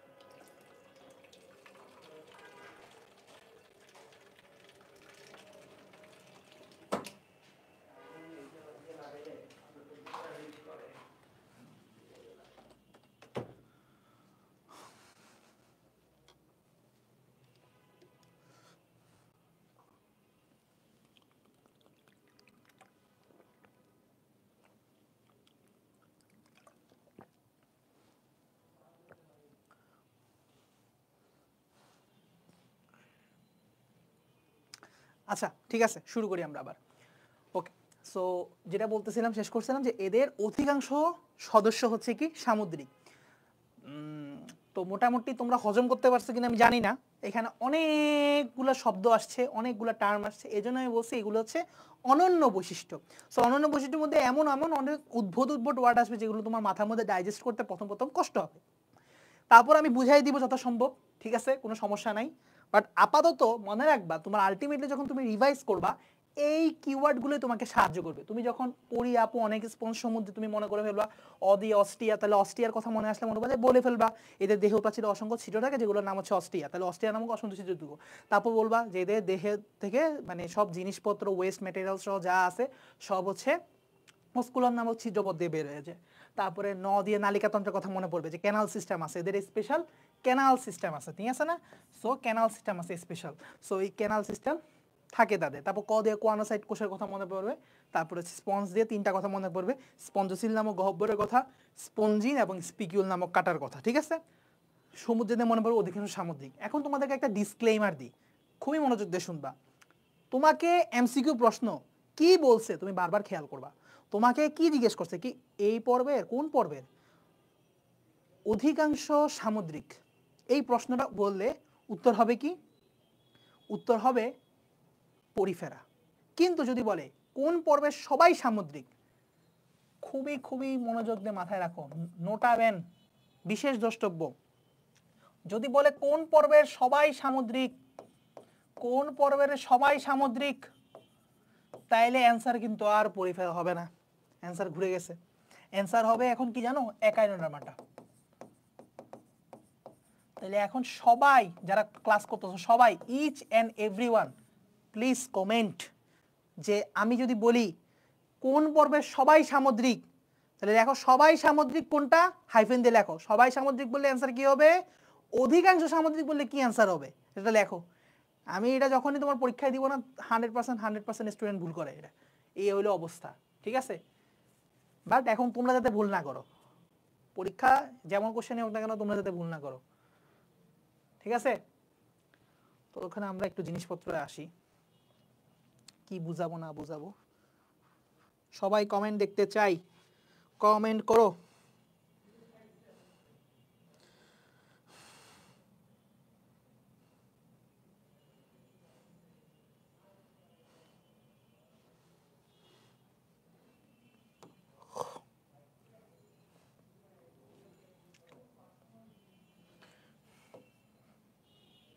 আচ্ছা ধরো এইটা হচ্ছে আমার একটা পরিফেরা পর্বের প্রাণী, ধরো সেটুসে। তো এখন এই পরিফেরা পর্বের প্রাণীর মধ্যে আমার কাছে মনে হয়েছে যে এই পর্বের প্রাণীর মধ্যে আমি অসংখ্য ছিদ্র ঢুকাই দিব, অনেক ছিদ্র ঢুকাইতেছি। তাহলে এগুলো কি ভাইয়া? এই দেহ প্রাচীরের মধ্যে, একদম প্রাচীর ওয়ালের মধ্যে আমি ছিদ্র দিতেছি। এই ছিদ্রগুলোর নাম বলতে পারবা? বলো তো এই ছিদ্রগুলোর নাম কি? অবশ্যই বলতে পারার কথা। ছিদ্রগুলোর নাম কি? অস্টিয়া, তাই না? এটা না বাতলে লজ্জা, ঠিক আছে? লজ্জা। এখন আসো, ভিতরে একটা গহ্বর আছে, স্পেশাল একটা গহ্বর আছে, সেটা হচ্ছে একটা বড় গহ্বর আছে, একটা বড় গহ্বর আছে। তাহলে এই গহ্বরটার নাম কি হবে? এই গহ্বরটার নাম কি হবে? এই গহ্বরটার নাম হবে স্পঞ্জোসিল, তাই না? স্পঞ্জোসিল। এখন এই স্পঞ্জোসিলটা অ্যাকচুয়ালি কোথা থেকে আসছে? স্পঞ্জোসিলটা আসছে হচ্ছে ওই যে ব্লাস্টোসিল নামক গহ্বর ছিল ভ্রূণীয় অবস্থায়, সো ব্লাস্টোসিল থেকে আসছে, ঠিক আছে? সো ব্লাস্টোসিল অথবা কোনো কোনো বইয়ে এটাকে প্যারাগ্যাস্ট্রিক গহ্বর নামেও আখ্যায়িত করছে, একটু জেনে রাখতে পারো। এগুলো যা লেখাচ্ছি, এগুলো যে বুঝাচ্ছি, এগুলো তুমি বুঝলে ভালো, না বুঝলে আরো ভালো। কারণ না বুঝলে কেন আরো ভালো? কারণ আলটিমেটলি এই ছবি তুমি পরীক্ষার হলে এঁকে দিয়ে কোনো লাভ হবে না, এটা তোমার বুঝের জন্য। সো বুঝতে পারলে অনেক বেটার, বাট না বুঝতে পারলে ওই অনেক স্পঞ্জ সমুদ্রে, ওটা দিয়েও তুমি অনেক কিছু কাভার করে ফেলতে পারবা, অনেক বৈশিষ্ট্য বয়ে যা আছে। তো প্যারাগ্যাস্ট্রিক গহ্বর। তো এখন আমার কাছে মনে হইলো যে আমি কি করতেছি, এগুলোর সাথে কানেকশন করতে হবে না? যে ভিতরে যখন ইনপুট ধরো সে সমুদ্রে আছে, সমুদ্র থেকে পানি, নিউট্রিশন, খাবার দাবার যা আছে এগুলো তো গ্রহণ করতে হবে। তাইলে এই ছিদ্র দিয়ে ঢুকাইতেছে, অস্টিয়া দিয়ে ঢুকাইতেছে। অস্টিয়া হচ্ছে ইনপুটের রাস্তা, এগুলো দিয়ে ঢুকাইতেছে। তো এখন এগুলো ঢুকার পর তো একটা গহ্বরে যাইতে হবে, কেন্দ্রীয় একটা গহ্বরে যাইতে হবে, একটা পাকস্থলিতে যাইতে হবে। আমরা খাবার খাইলে কই যাই? পাকস্থলিতে যাই। তো ওদের তো আর কোনো গ্যাস্ট্রিক গহ্বর নাই, আছে হচ্ছে কি প্যারাগ্যাস্ট্রিক গহ্বর, যেটা হচ্ছে বেসিক্যালি ব্লাস্টোসিল পরবর্তীতে পরিবর্তিত হয়ে নাম হয়ে যায় কি স্পঞ্জোসিল। তো ব্লাস্টোসিল বলি, প্যারাগ্যাস্ট্রিক গহ্বর বলি, স্পঞ্জোসিল বলে, এগুলো ঘুরে ফিরে কাছাকাছি জিনিস। তো দেখো তাহলে এখানে যাইতে হবে খাবারটা, বা পানি হোক, নিউট্রিশন হোক, খাবার হোক, যাই হোক সব যাইতে হবে এই জায়গায়। তাহলে এখানে নালী থাকতে হবে না? এই নালীগুলো তাকে অ্যাটাচ করবে, এই নালীগুলো এসে এখানে অ্যাটাচ করবে। এই সিম্পলি এভাবে চিন্তা করো, তাইলে তোমার সব চিন্তা সহজ হয়ে যাবে। আমি তোমাকে একটু সিম্পলিফাইড ছবি আঁকা এইভাবে আমি যেভাবে চিন্তা করি সেভাবে আমি চাই তোমরা চিন্তা করো, তাহলে জিনিসটা সোজা হয়ে যাবে। তার মানে এই যে স্পেশাল নেটওয়ার্ক, এগুলো, এই যে এগুলো নেটওয়ার্ক, এগুলো যে নেটওয়ার্ক তৈরি করলো, নালীর নেটওয়ার্ক, এগুলোই হচ্ছে আমার স্পেশাল নালিকা তন্ত্র। বুঝতে পারছো? তাহলে এই যে এতগুলা নালিকা ঢুকলো ব্লাস্টোসিলে, এইটাই হচ্ছে কি নালিকা তন্ত্র, কারণ নালী গিয়ে অনেকগুলো নালিকা তন্ত্র গঠন করছে। এরপরে আসো, তাহলে এটা ছিল আমার ব্লাস্টোসিল বা স্পঞ্জোসিল যাই বলো। এখানে খাবারটা আসলো, আসার পরে এখানে ধরো খাবারটা পরিপাক হইলো বা বডিতে সে কাজে লাগানোর পরে কি হবে, আলটিমেটলি এটা বমি করে ফেলে দিতে হবে, অর্থাৎ এটা যে ওয়েস্ট ম্যাটেরিয়ালস, তাই না, এটা বের করে দিতে হবে। তাহলে কি বের করবে কিভাবে? এই যে একটা ছিদ্রপথ আছে, এই ছিদ্রপথ দিয়ে বের করে দিবে। তাহলে এই ছিদ্রপথের নামটা কি? এই ছিদ্রপথের নামটা হচ্ছে অস্কুলাম। তাহলে এবার বুঝছো, অস্কুলাম নামক ছিদ্রপথে বের হয়ে যায় সবকিছু। তাহলে এটার নাম ছিদ্র না, এটার নাম দিতে হবে ছিদ্রপথ। তোমার বইয়ে লিখছে এটা হচ্ছে ছিদ্রপথ, অস্কুলাম নামক ছিদ্রপথ। তাহলে বুঝতে পারতেছো, ইনপুট দিতেছে অস্টিয়া দিয়ে, আউটপুট দিতেছে বড় একটা ছিদ্রপথ, যেটার নাম হচ্ছে অস্কুলাম। ক্লিয়ার কিনা দেখো। আর নালিকা তন্ত্র বুঝছোই তো কিভাবে যাইতেছে। সো এই হচ্ছে একটা ভেরি ভেরি মাচ সিম্পলিফাইড একটা figure, very much simplified figure. এর থেকে সিম্পলিফাইড ফিগার তুমি কোথাও পাবা না। এইটা জাস্ট বুঝার জন্য যে আসলে পরিফেরা পর্বে প্রাণীতে ঘটতেছে আর কি। এদের দেহ প্রাচীরের মধ্যে, এই যে প্রাচীরের মধ্যে অনেকগুলো ছিদ্র আছে, স্পেশাল নালিকা তন্ত্রের মাধ্যমে এদের বডিটা পুরো একটা কানেক্টেড টু দা স্পঞ্জোসিল। দেন হচ্ছে স্পঞ্জোসিল থেকে তোমার অস্কুলাম নামক ছিদ্রপথে সবকিছু বাইরে হয়ে যেতেছে। ক্লিয়ার কিনা আমাকে কমেন্ট করে জানাও, সবগুলা জিনিস ক্রিস্টাল ক্লিয়ার কিনা।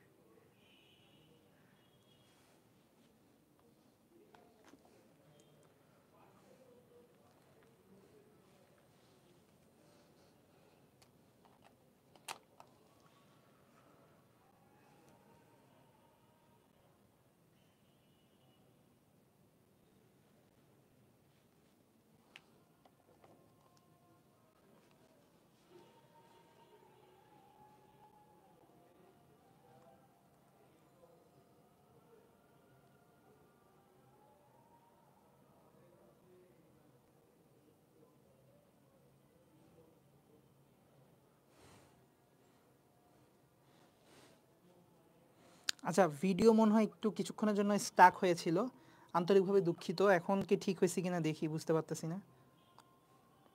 হ্যাঁ, এখন মনে ঠিক হয়ে গেছে, এখন ঠিক হয়ে গেছে। আচ্ছা, এখন ঠিক হয়ে গেছে, ওকে। সো আমি যেটা পড়াইছিলাম আর কি, অনেক ইম্পর্টেন্ট একটা জিনিস পড়াইছিলাম মানে বুঝার জন্য আর কি। তো দেখো আমি যেটা পড়াইছিলাম কি, এদের পুরা বহিঃপ্রাচীরের মধ্যে, হ্যাঁ, এই যে তোমার অস্টিয়া নামক ছিদ্র আছে, প্রমাণ দিছি। এখন ভিতরে থাকবে হচ্ছে একটা গহ্বর, স্পঞ্জোসিল নামক গহ্বর।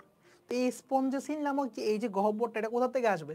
এটা আসবে যে ভ্রূণীয় অবস্থায় ব্লাস্টোসিল নামক গহ্বর থেকে। এটার একটা অপর নাম প্যারাগ্যাস্ট্রিক গহ্বর বলে, ঠিক আছে? তো যেহেতু ওদের কোনো গ্যাস্ট্রিক গহ্বর বা পাকস্থলী নাই, পরিপাক নালী বা পাকস্থলী এগুলো কিচ্ছু নাই, তো এখন গেল, এখন সেই টু সে তোমার এই খাবার দাবার সব এখানে যাবে। এখন অস্টিয়া দিয়ে সবকিছু হচ্ছে ইনপুট হয়। ধরো সমুদ্রের মধ্যে বাস করতেছে এই জীবটা, তাহলে সবকিছু হচ্ছে খাবার দাবার ইনপুট করবে এই অস্টিয়া নামক ছিদ্রপথ দিয়ে। তাহলে অস্টিয়া নামক ছিদ্র দিয়ে ঢুকছে জিনিসটা, ছিদ্র বলতে হবে, ছিদ্রপথ বলা যাবে না, ছিদ্র দিয়ে ঢুকছে সব জিনিসপত্র। তাহলে ঢুকার পরে এই ব্লাস্টোসিলে যাবে কেমনে বা স্পঞ্জোসিলে যাবে কিভাবে? যাইতে হলে এই নালীগুলার সাহায্য নিতে হবে, নালিকাগুলার সাহায্য নিতে হবে। তাহলে এতগুলা নালী, নেটওয়ার্কস অফ নালী কি তৈরি করে ফেলছে? নালিকা তন্ত্র, ঠিক আছে? Canal system, special canal system গঠন করে ফেলছে। তাহলে এইটা হচ্ছে ক্যানাল সিস্টেম, যে এই নালী, এই এতগুলা নালী, এগুলো হচ্ছে ক্যানাল সিস্টেম গঠন করছে, ঠিক আছে? নালিকা, নালিকা মানে কি? নালীর ছোট ভার্সন, ছোট ছোট নালী, তো অনেক ছোট ছোট নালী, এই জন্য নালিকা বলতে হয়।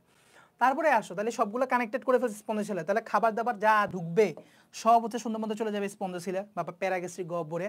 সো এখানে খাবার দাবার ডাইজেস্ট হবে, পরিপাক হয়ে বডিতে কাজে লাগালো। এরপর এখন কি করতে হবে? বর্জ্য পদার্থ বের করে দিবে। তাহলে বের করে দিতে হলে কি করতে হবে? একটা ছিদ্র দিয়ে বের করে দিবে। তো এই ছিদ্রপথের নামটাই হচ্ছে কি? অস্কুলাম নামক ছিদ্রপথ, ঠিক আছে? তাহলে তোমার বইয়ে যেটা বলছে ছিদ্র না, কিন্তু ছিদ্রপথ, ছিদ্রপথের কথা বললে তখনই আমাকে বলতে হবে অস্কুলাম, আর ছিদ্রের কথা বলতে হলে বলতে হবে অস্ট্রিয়া, তাহলে অস্ট্রিয়া হচ্ছে ছিদ্র, আর ওটাতে ছিদ্র পথ অনেক বড়, এটাতে বেড়েছে। তো সোজা কথা কি জানো, তোমরা যখন বুঝে পড়বা সেটা জানবা কি যে অস্ট্রিয়া দিয়ে ইনপুট হচ্ছে, অস্কুলাম দিয়ে আউটপুট হচ্ছে, একদম ইজি ব্যাপারটা। দেখো এর থেকে সিম্পলিফাইড ছবি তোমার কোথাও পাবা না। সো এইটা খুবই সিম্পলিফাইড একটা ছবি যেটা তোমাদের বোঝানোর জন্য আঁকছি। বুঝলে বুঝ পাতা, নাইলে টেস্ট পাতা, ঠিক আছে? বুঝলে ভালো, না বুঝলে আরো ভালো, কারণ তোমাদেরকে তো পড়াই দিছি ন্যামোনিক্সের মাধ্যমে। সো ওইখানে ঠালাও তুমি পয়েন্ট লিখে যাবা। তো এখন আসি আমরা উদাহরণ শিখবো, সেটা হচ্ছে দুইটা উদাহরণ মনে রাখলে আমাদের চলবে পরিফেরায়, একটা হচ্ছে স্কাইফা আর একটা হচ্ছে স্পঞ্জিলা। স্কাইফা, স্কাইফা বানানটা ঠিক লিখছি কিনা জানি না, আর এটা হচ্ছে স্পঞ্জিলা। এই দুইজন সদস্যের নাম মনে রাখতে পারলে এনাফ, স্কাইফা এবং স্পঞ্জিলা, শেষ। তাহলে আমরা এখন এক নজরে একটু বৈশিষ্ট্যগুলো দেখে নিই, আমরা ঠিক বলছি কিনা। ঠিক বলছি, ঠিক বলছি। অস্ট্রিয়া হবে, অস্ট্রিয়া না, স্পিকিউল হবে, এগুলো উল্টাপাল্টা বানান লিখছে। স্পিকিউল যে পর্যন্ত এগুলো দেখছো, যা বলছি প্রত্যেকটা পয়েন্ট ঠিক আছে কিনা দেখো। এই যে এই প্যারাগ্রিস্টিক গ্রহবরটা কোন চিত্রপথে বাইরে উন্মুক্ত হয়েছে দেখছো, যা বলছি কমপ্লিটলি সেগুলো। আর একটু এক্সট্রা কিছু পয়েন্ট আছে, উভলিঙ্গ, পরিস্ফুটন, পরোক্ষ, এগুলো একটু দেখে নিও, এগুলো এত ইম্পর্টেন্ট পয়েন্ট না, এগুলো এত ইম্পর্টেন্ট পয়েন্ট না, একবার পড়লে মনে থাকবে এগুলো আসলে, হ্যাঁ। আর এই যে স্কাইফা জিলাটিনোসাম, স্পঞ্জিলা প্রলিফারেন্স, এই দুইটা সদস্যের নাম অ্যাটলিস্ট মনে রাখবা, তাতেই মোটামুটি চলে যাবে তোমাদের। নিশ্চলের ইংরেজি হচ্ছে সেসাইল, হ্যাঁ। তাহলে এই গেল আমাদের পরিফেরা পর্ব। পরিফেরা পর্ব সবার ক্লিয়ার কিনা দেখো, তাইলে আমি হচ্ছে যে নিডারিয়া পর্ব শুরু করব। নিডারিয়া পর্ব আজকে হাইয়েস্ট।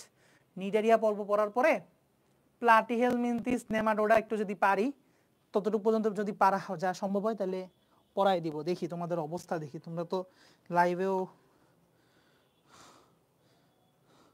আচ্ছা এখন ঠিকভাবে দেখতে পাইতেছি না, একটু কমেন্ট করো ভাই, নাহলে তো বুঝতে পারতেছি না।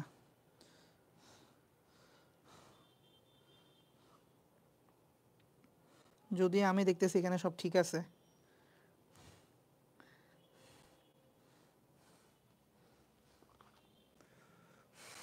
আচ্ছা আসো নিডারিয়া। সো নিডারিয়া পর্বের ক্ষেত্র প্রথমে আমরা শুরুতে কি বলবো, এদের অপর নাম।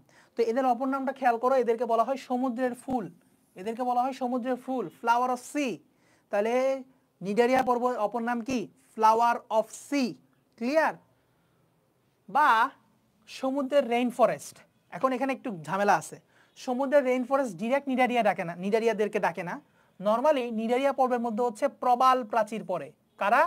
প্রবাল প্রাচীর। এই প্রবাল প্রাচীরগুলোকেই মূলত সমুদ্রের রেইন ফরেস্ট বলে। বাট তুমি যদি বলো অ্যাকচুয়ালি নিডারিয়া পর্বের অপর নাম সমুদ্রের রেইন ফরেস্ট, এটা খুব বড় একটা অন্যায় না, খুব বড় একটা পাপ না। তাই তুমি আসলে সমুদ্রের রেইন ফরেস্টটাও মাথায় রাখবা, সমুদ্রের রেইন ফরেস্ট বা সমুদ্রের ফুল। বাট এদের একদম সবচেয়ে কমন নাম হচ্ছে সমুদ্রের ফুল, ফ্লাওয়ার অফ সি, ঠিক আছে? পড়াইছি না? তাহলে সবাই কমেন্ট করো, সবাই কমেন্ট করো সমুদ্রের ফুল কাকে বলা হয়, সবাই কমেন্ট করো ফ্লাওয়ার অফ সি সমুদ্রের ফুল কাকে বলা হয়। কারণ এখনই আমি তোমাকে একটা কন্ট্রোভার্সি জিনিস বলাবো, সেটা হচ্ছে সমুদ্রের ফুলের সাথে যেটা তোমার খুব কনফিউশন লাগবে সেটা হচ্ছে সাগর ফোয়ারা।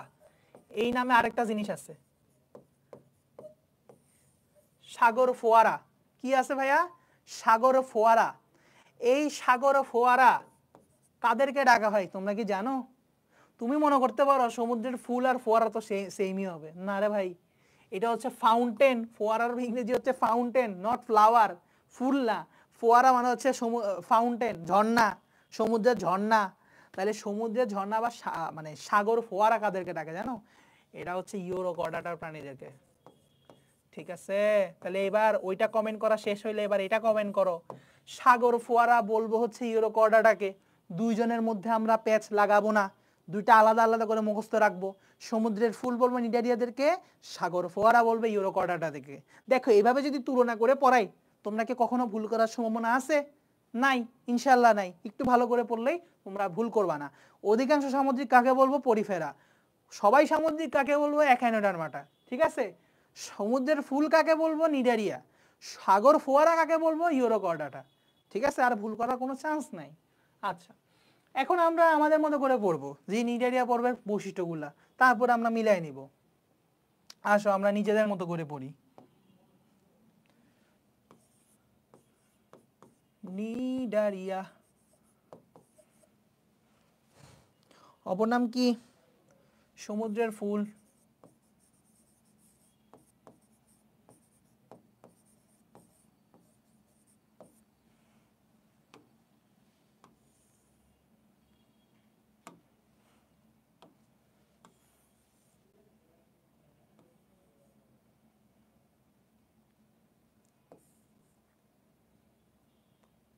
একদম লাগাই দিলাম। আচ্ছা, সমুদ্রের ফুল বা নিডারিয়া। কালিটা একটু চিকন করি। কমন পয়েন্ট কি হবে? নাম্বার 1, এদের সংগঠন মাত্রা কি বলো? তোমরা জানো কোষীয় সংগঠন মাত্রা থেকে এটা কোষ টিস্যু সংগঠন মাত্রা হয়েছে। কোষ টিস্যু মাত্রা আমি সংক্ষেপে লিখলাম, শেষ আর পারবো না। তারপরে হচ্ছে তোমার গুণস্তর, দ্বিস্তরী। স্তরের নামগুলো উল্লেখ করে দিবা। সে বাইরের স্তরের নাম কি? এপিডার্মিস। ভিতরের স্তরের নাম কি? গ্যাস্ট্রোডার্মিস। তাহলে বাংলায় বলে দিবা, বাংলায় এই কথাগুলো বলে দিবা। বাইরের স্তর এপিডার্মিস, ভিতরের স্তর গ্যাস্ট্রোডার্মিস, এর মাঝখানে অকোষীয় মেসোগ্লিয়া বিদ্যমান। অকোষীয় মেসোগ্লিয়া বিদ্যমান। অকোষীয় মেসোগ্লিয়া বিদ্যমান। ঠিক আছে? তারপরে কি বলো? প্রতিসাম্য সিলম। সিলম কি আছে? 1 থেকে 3 কারোই নাই, অ্যাসিলোমেট।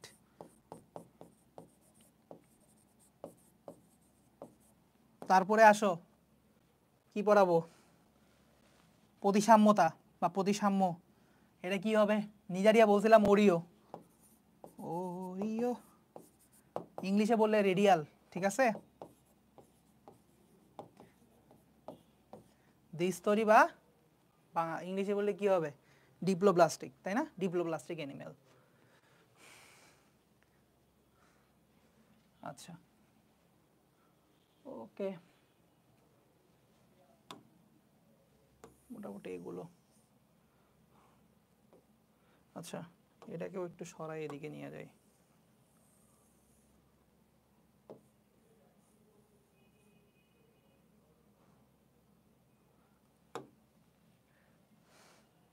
চলবে। এখন আমরা ইউনিক পয়েন্টগুলো আলোচনা করি। আসো, অনন্য বৈশিষ্ট্য বা একটু বড় করি।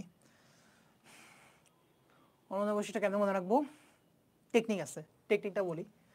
টেকনিক ভাইয়া যেভাবে মনে রাখাই দিব, সেটা হচ্ছে, টেকনিকটা কি বলতো? টেকনিকটা হচ্ছে পলির পলির পলি নামক একজন মেয়ে আছে। আসলে আমাদের সাথে একটা ব্যাচমেট মেয়ে নামই ছিল পলি।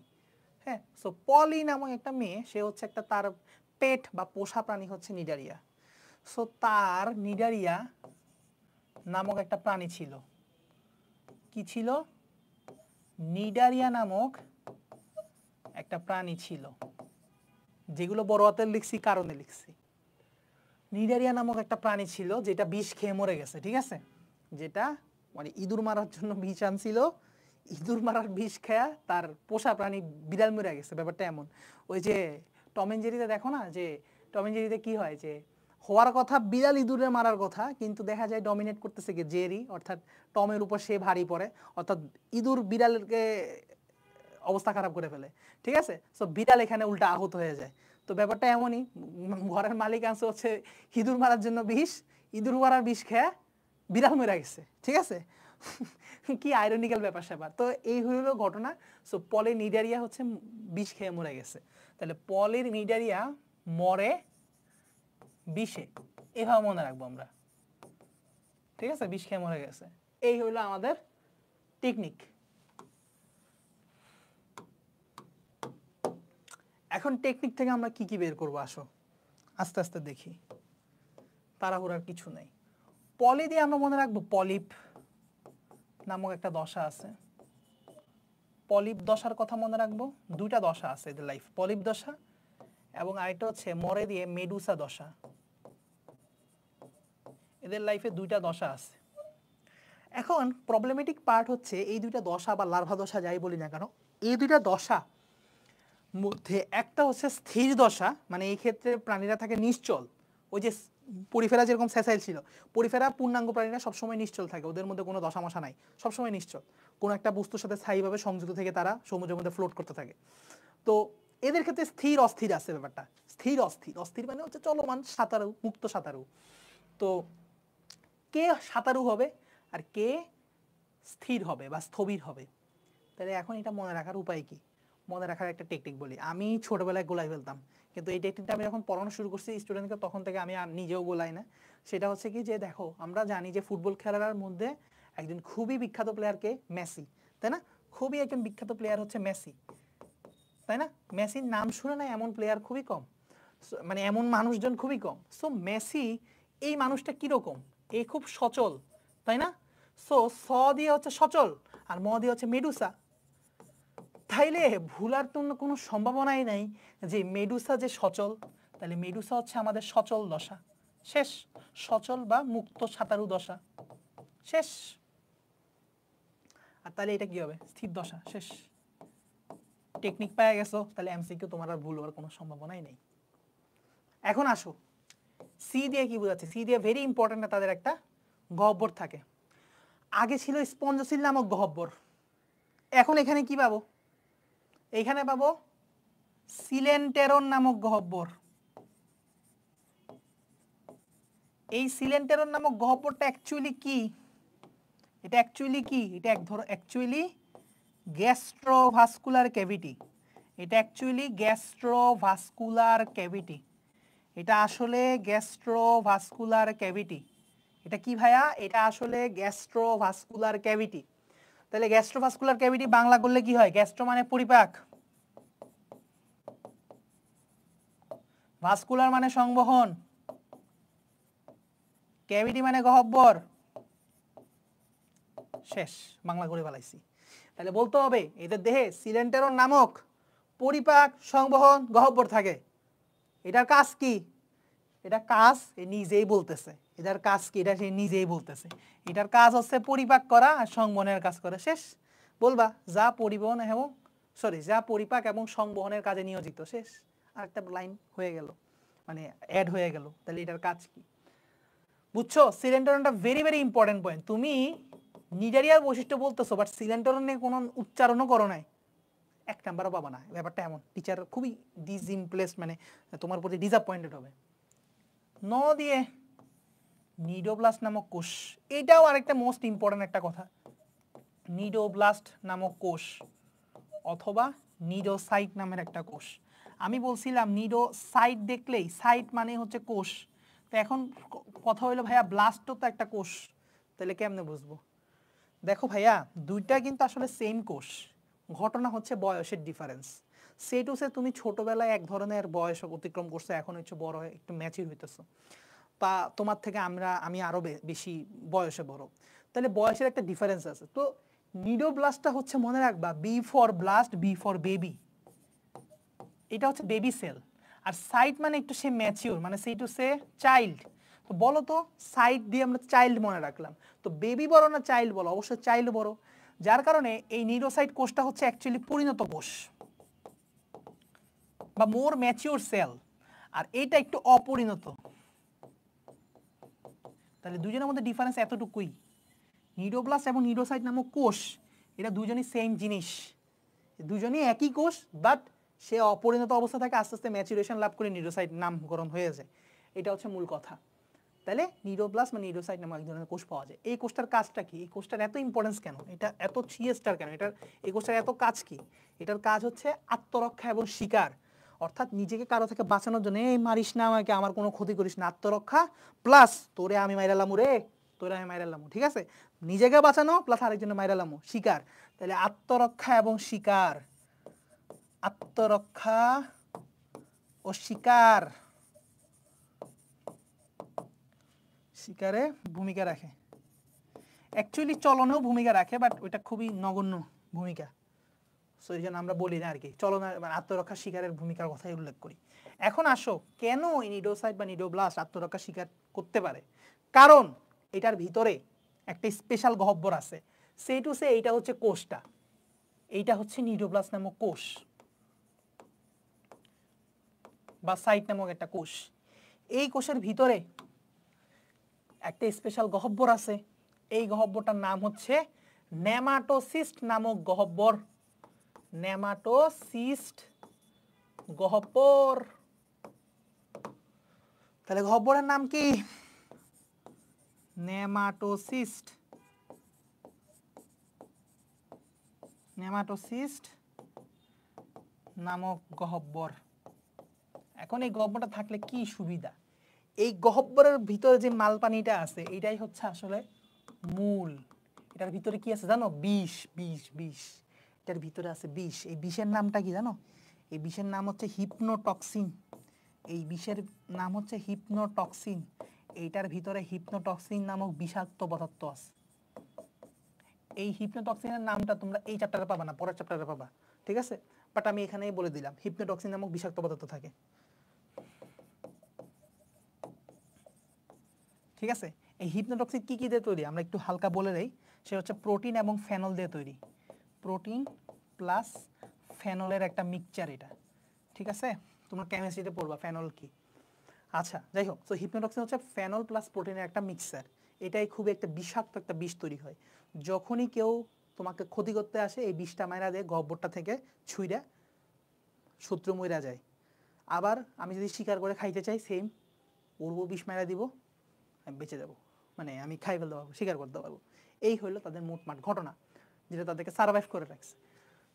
শেষ last but not the least সেটা হচ্ছে বিষে। তো বিষে দিয়ে কি? বিষে দিয়ে হচ্ছে আমরা মনে রাখবো 20 প্রজাতির সদস্য, অনলি 20 প্রজাতি হচ্ছে স্বাদু প্রাণীর বা মিঠা পানির, বাকি সবাই সামুদ্রিক।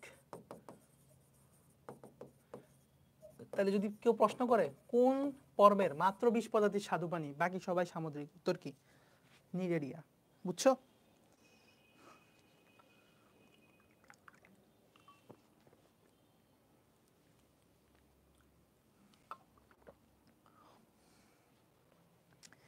আশা করি বুঝছো, ঠিক আছে? তাহলে এই হচ্ছে মোটামুটি সবচেয়ে ইম্পর্টেন্ট বৈশিষ্ট্যগুলা। এছাড়াও আরো বৈশিষ্ট্য আছে, যেমন এরা বহিঃকোষীয় পরিপাক প্লাস অন্তঃকোষীয় পরিপাক দুইটাই করে, যেটা নর্মালি অনেকে করে না। বহিঃকোষীয় অন্তঃকোষীয় পরিপাক দুইটাই তাদের দ্বারা সম্ভব। এটা একটা ভালো পয়েন্ট, যেটা এক্সট্রা চাইলে মনে রাখতে পারো। বাট তুমি যদি এগুলোও বলো এনাফ ভাই, তুমি আর কত লিখবা আমার একটু বলো না। তুমি একটা সৃজনশীল আর কত চাই? তুমি উদাহরণ দিয়ে দিবা, বলার পর উদাহরণ কি কি, উদাহরণগুলো একটু এখানে লিখে দিই। হাইড্রা, জেলিফিশ, এই দুটো হচ্ছে সবচেয়ে ক্লাসিক্যাল এক্সাম্পল নিডারিয়া পর্বের। এই ছাড়াও একটা ঘটনা আছে। ঘটনাটা কি? যে সমুদ্র, সাগর এই রিলেটেড যে কোনো উদাহরণ তুমি মনে রাখবা আইদার এটা নিডারিয়া পর্বের অথবা এটা অ্যাকানোডার্মাটার। Very very careful. এখন অনেকে আমরা মনে করি কি সমুদ্র তারা বা সমুদ্র কিছু থাকলে বা তারা রিলেটেড কিছু থাকলেই মনে হয় ডিরেক্ট ঢুকাই দিব অ্যাকানোডার্মাটাতে। না, নিডারিয়াতেও কিছু কিছু নাম আছে যেগুলো সমুদ্র, সাগর এই রিলেটেড কিছু উদাহরণ। তো জাস্ট আমরা নিডারিয়াতে জিনিসটা কম, তাহলে নিডারিয়ার উদাহরণগুলো মনে রাখবো, অ্যাকানোডার্মাটার উদাহরণ মনে রাখবো না। অ্যাকানোডার্মাটাতে যা ইচ্ছা মারতে থাকবো আন্দাজি, সমুদ্র তারা, সমুদ্র শশা, সাগর আরচিন যা পারে মারতে থাকবো অ্যাকানোডার্মাটাতে। কারণ আমি জানি যে নিডারিয়ারগুলো মুখস্থ করে ফেলছি, এ বাদে যা পরে সব হচ্ছে সাগর তারা রিলেটেড, বৃতল তারা, সাগর তারা, সমুদ্র তারা, এগুলো সব হবে কি অ্যাকানোডার্মাটা। ক্লিয়ার? তাহলে এখানে কারা কারা পড়ে? এখানে পড়ে হচ্ছে সমুদ্র। এখানে কি কি পড়ে একটু বলি। সমুদ্র, সমুদ্র বা সামুদ্রিক বল্লা। আচ্ছা একটু দাঁড়া, বই থেকে দেখে বলি। সামুদ্রিক বল্লা, তারপর হচ্ছে তোমার কি কি জানি আছে, দাঁড়াও একটা সেকেন্ড। কি রে, বক্স জেলিফিশ, সমুদ্র পালক, আচ্ছা সাগর কুসুম, সাগর পাখা, সমুদ্র বল্লা, সাগর পালক। আচ্ছা আগের পেজে যাই, আগের পেজে মনে উদাহরণ আছে। হ্যাঁ, সামুদ্রিক বল্লা সবচেয়ে বিষাক্ত জেলিফিশ। এটা একটু লিখে নিতে পারো, পৃথিবীর সবচেয়ে বিষাক্ত জেলিফিশ কোনটা? সামুদ্রিক বল্লা, ঠিক আছে? সামুদ্রিক কোরাল, তারপর সামুদ্রিক বল্লা, সামুদ্রিক পালক, সামুদ্রিক কোরাল, তারপর সাগর পাখা, সাগর পাখা,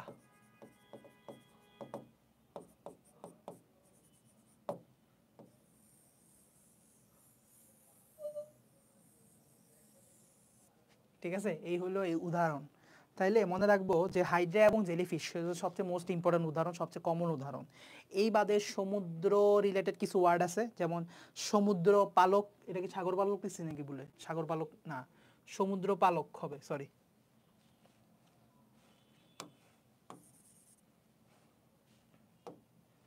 সমুদ্র পালক, সামুদ্রিক বল্লা, সামুদ্রিক বল্লা, সমুদ্র পালক, সামুদ্রিক কোরাল, সাগর পাখা, সাগর কুসুম, আরেকটা পাইছি সাগর কুসুম।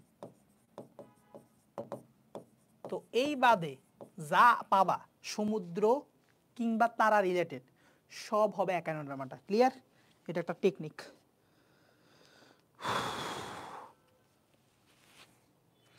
আরো কিছু বৈশিষ্ট্য এখানে বলছে, যেমন দেখো যে এদের জীবনচক্রে বহুরূপিতা দেখা যায়।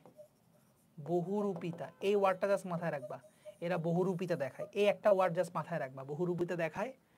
আর হচ্ছে আরেকটা কি যে মনে রাখতে পারো, সেটা হচ্ছে এদের লার্ভা দশা হচ্ছে প্লানুলা, প্লানুলা নামক লার্ভা দশা। এদের লার্ভা দশার নামটা হচ্ছে প্লানুলা। তা আলাদা করে দুইটা নাম আমরা জাস্ট মনে রাখতে পারি। প্লানুলার বহুরূপিতার কথা আমরা চাইলে আলাদা দুটা পয়েন্ট হিসাবে মনে রাখতে পারি, আর মনে না রাখলেও সমস্যা নাই। যতগুলো পয়েন্ট লিখছো বহুত, এখন তুমি এমসিকিউর খাতিরে একটু মনে রাখবা প্লানুলা নামক লার্ভা দশা। কারণ দেখো পয়েন্ট অনেক কম লেখো নাই, 1 2, এটার মধ্যে আরো দুই লাইন লেখা আছে, 3 4 5 6 7 8, তারপর 9 10, এখানে অনেকগুলো লেখা আছে, লিখলে বহুত লেখা। ঠিক আছে, একটা কথা বলি, একটা এমসিকিউ আসে যে দংশন অঙ্গাণু কাকে বলা হয়। আমি যদি অপশানে নিডোব্লাস্ট দিই, নেমাটোসিস্ট দিই, তুমি কোনটা দেখাবা? সবাই একটু কমেন্ট করো, আমি দেখি একটু একটু পজ নেই ভাইয়া। তো সবাই কমেন্ট করো যে দংশন অঙ্গাণু কাকে বলবো, নেমাটোসিস্টকে নাকি নিডোব্লাস্টকে? তোমরা নিজের বুদ্ধি খরচ করে অ্যান্সার করো, বই দেখার দরকার নাই। বই না দেখে নিজের বুদ্ধি থেকে অ্যান্সার করো প্লিজ। আই রিকোয়েস্ট এভরিওয়ান, যারা ক্লাস দেখতেছো একটু অ্যান্সার করো, দংশন অঙ্গাণু কাকে বলবো, নেমাটোসিস্টকে না নিডোব্লাস্টকে? জিনিসটা অনেক কঠিন করে দিছি। ততক্ষণে আমরা প্লাটিহেলমিনথিস, নেমাটোডা এগুলো নিয়ে একটু ব্রিফিং দেই।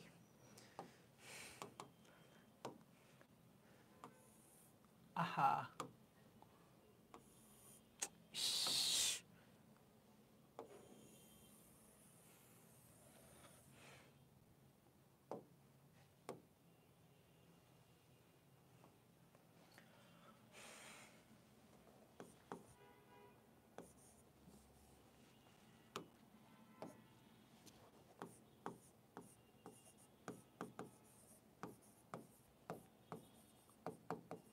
আমরা আজকে ক্লাসে সেটাই শেষ করব সম্ভব, এইটাই প্লাটিহেলমিনথিস নেমাটোডা। এরপর আর আমরা আগাবো না, বহুত পড়ছি বহুত পড়ছি।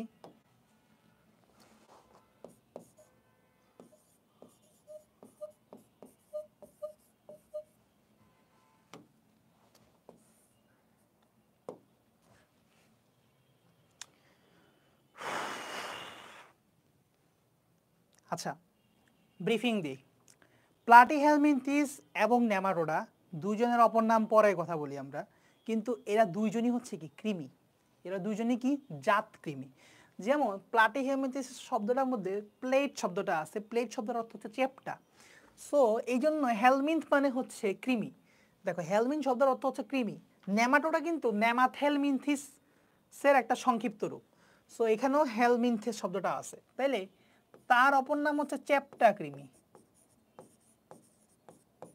তার অপর নাম হচ্ছে গোল কৃমি বা সুতা কৃমি। ইংলিশে বললে round warm or thread warm, এটার ইংলিশ বললে চ্যাপ্টা মানে ফ্ল্যাট ওর্ম, ফ্ল্যাট ওর্ম। ঠিক আছে, আচ্ছা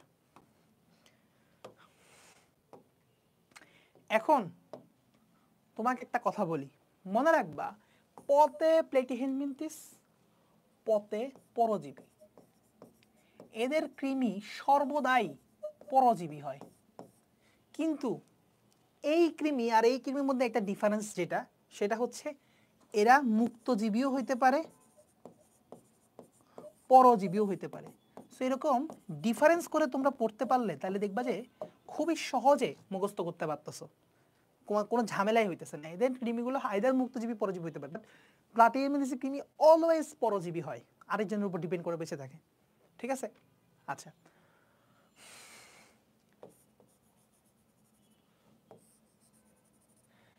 আমরা সাধারণ বা কমন পয়েন্টগুলো আমরা জানি, কমন পয়েন্টগুলো নিয়ে আসলে এখন আর বদার করব না। 4টা পয়েন্ট তোমরা দেখে নিও, কি কি সংগঠন মাত্রা কি হবে, এটার সংগঠন মাত্রা কি হবে, তারপর এটার ভূণস্তর কি হবে, এটার ভূণস্তর কি হবে, প্রতিসাম্য কি হবে, সিলোম কি হবে, এগুলো তোমরা পারবা।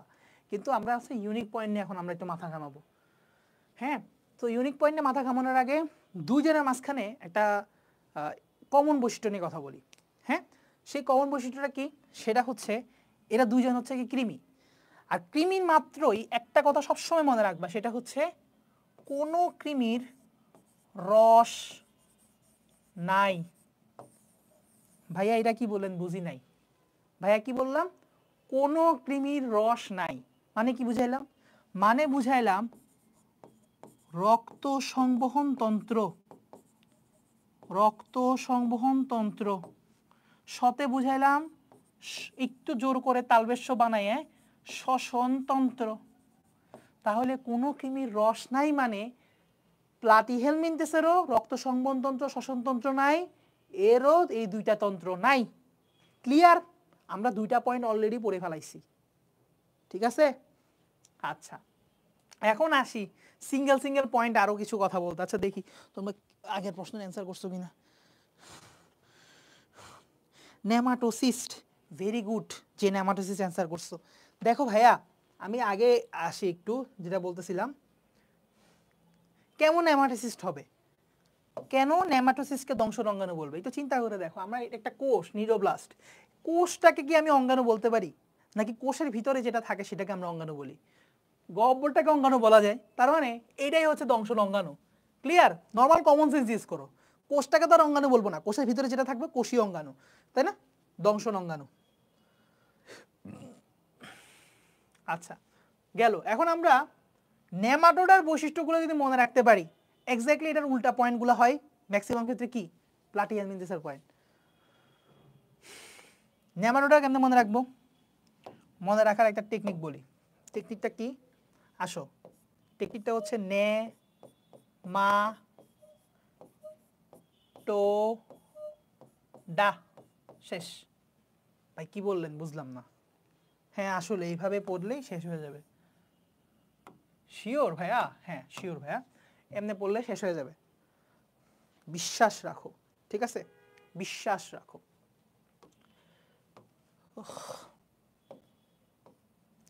ভাইয়া প্রথম ন দিয়ে কি বুঝাইছেন? প্রথম ন দিয়ে বুঝাইছি হচ্ছে এদের দেহটা নলাকার, এদের দেহটা নলাকার। শুধুমাত্র নলাকার না, এদের সম্পর্কে একটা কমেন্ট করা হয়, সেটা এদেরকে বলা হয় এদের গঠনটা, এদের গঠনটা কি রকম? নলের ভিতর নল গঠন। কি বলে? নলের ভিতর নল গঠন। এদের গঠনটাকে কি বলে? নলের ভিতর নল গঠন। মানে কি? দেখো এদের মূল দেহটা নিজে হচ্ছে নলাকার, তার ভিতরে বলছে আরেক নল, তার ভিতরে আরেক নল, তাহলে হইল তো নলের ভিতর নল। তাহলে ভিতরে এই নল, হোয়াট ইজ দিস নল? এই নলটা হচ্ছে পরিপাকনালীর নল, এইটা নলটা হচ্ছে পরিপাকনালীর নল।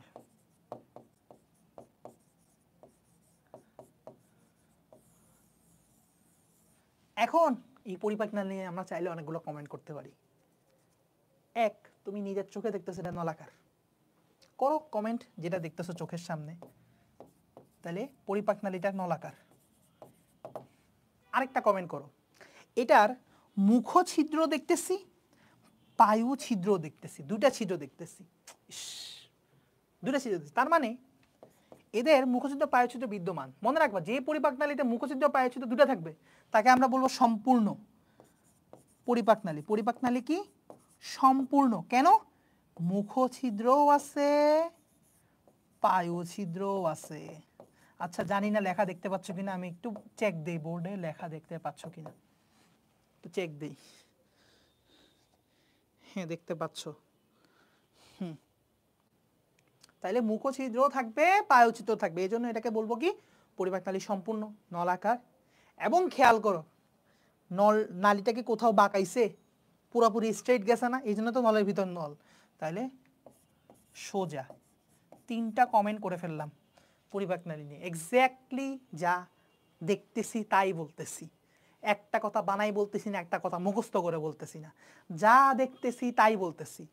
নলটা নলাকার, দুইটা ছিদ্র আছে, মুখা আছে, মুখছিদ্র আছে, পায়ুছিদ্র আছে, তাহলে সম্পূর্ণ সোজা। এক্স্যাক্টলি এটার অপোজিট পয়েন্টগুলো কোথায় আসবে এখানে, তাইলে এটার ক্ষেত্রে পরিপাকনালীর এক্স্যাক্টলি অপোজিট পয়েন্টগুলো,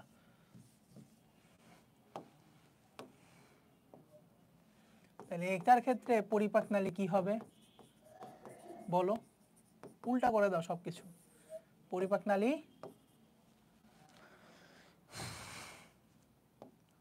অসম্পূর্ণ।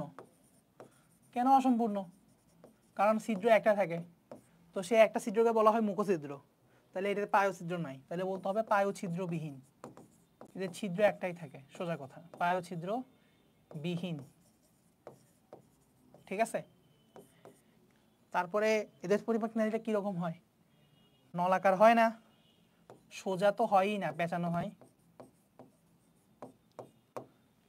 তারপরে নলাকারের বিপরীত কথা কি হতে পারে, আর দরকার নাই, পেঁচানো অসম্পূর্ণ বললে এনাফ। আর কিছু বলার দরকার আছে মনে হয় না। আচ্ছা, এখন প্লাটিহেলমিনথেসের একটা ইম্পর্টেন্ট বৈশিষ্ট্য আমি একটু এখনই লিখে ফেলবো, সেটা হচ্ছে শিখা কোষ। এটা আমি নাইলে ভুলে যাব পরে। শিখা কোষ এটা মানে 5 স্টার ইম্পর্টেন্ট, এটা 5 star important, 5 star 5 star 5 star. এই শিখা কোষটা 5 স্টার ইম্পর্টেন্ট, হ্যাঁ, কারণ এই শিখা কোষটাই হচ্ছে তাদের রেচনাঙ্গ, প্রধান রেচনাঙ্গ। তাদের প্রধান রেচনাঙ্গ হচ্ছে শিখা কোষ। ঠিক আছে, এদের প্রধান রেচনাঙ্গ হচ্ছে শিখা কোষ। আর এটার ক্ষেত্রে এরকম কোনো স্পেসিফিক রেচনাঙ্গ নাই, আছে বাট স্পেসিফিক কোনো রেচনাঙ্গের নাম উল্লেখ করা হয় না নেমাটোডার ক্ষেত্রে। তারপরে আসো পরিপাকনালী শেষ, ই দিয়ে ইলাস্টিন নির্মিত কিউটিকল আবৃত। এদের দেহটা, এদের দেহ ইলাস্টিন নির্মিত কিউটিকল আবৃত।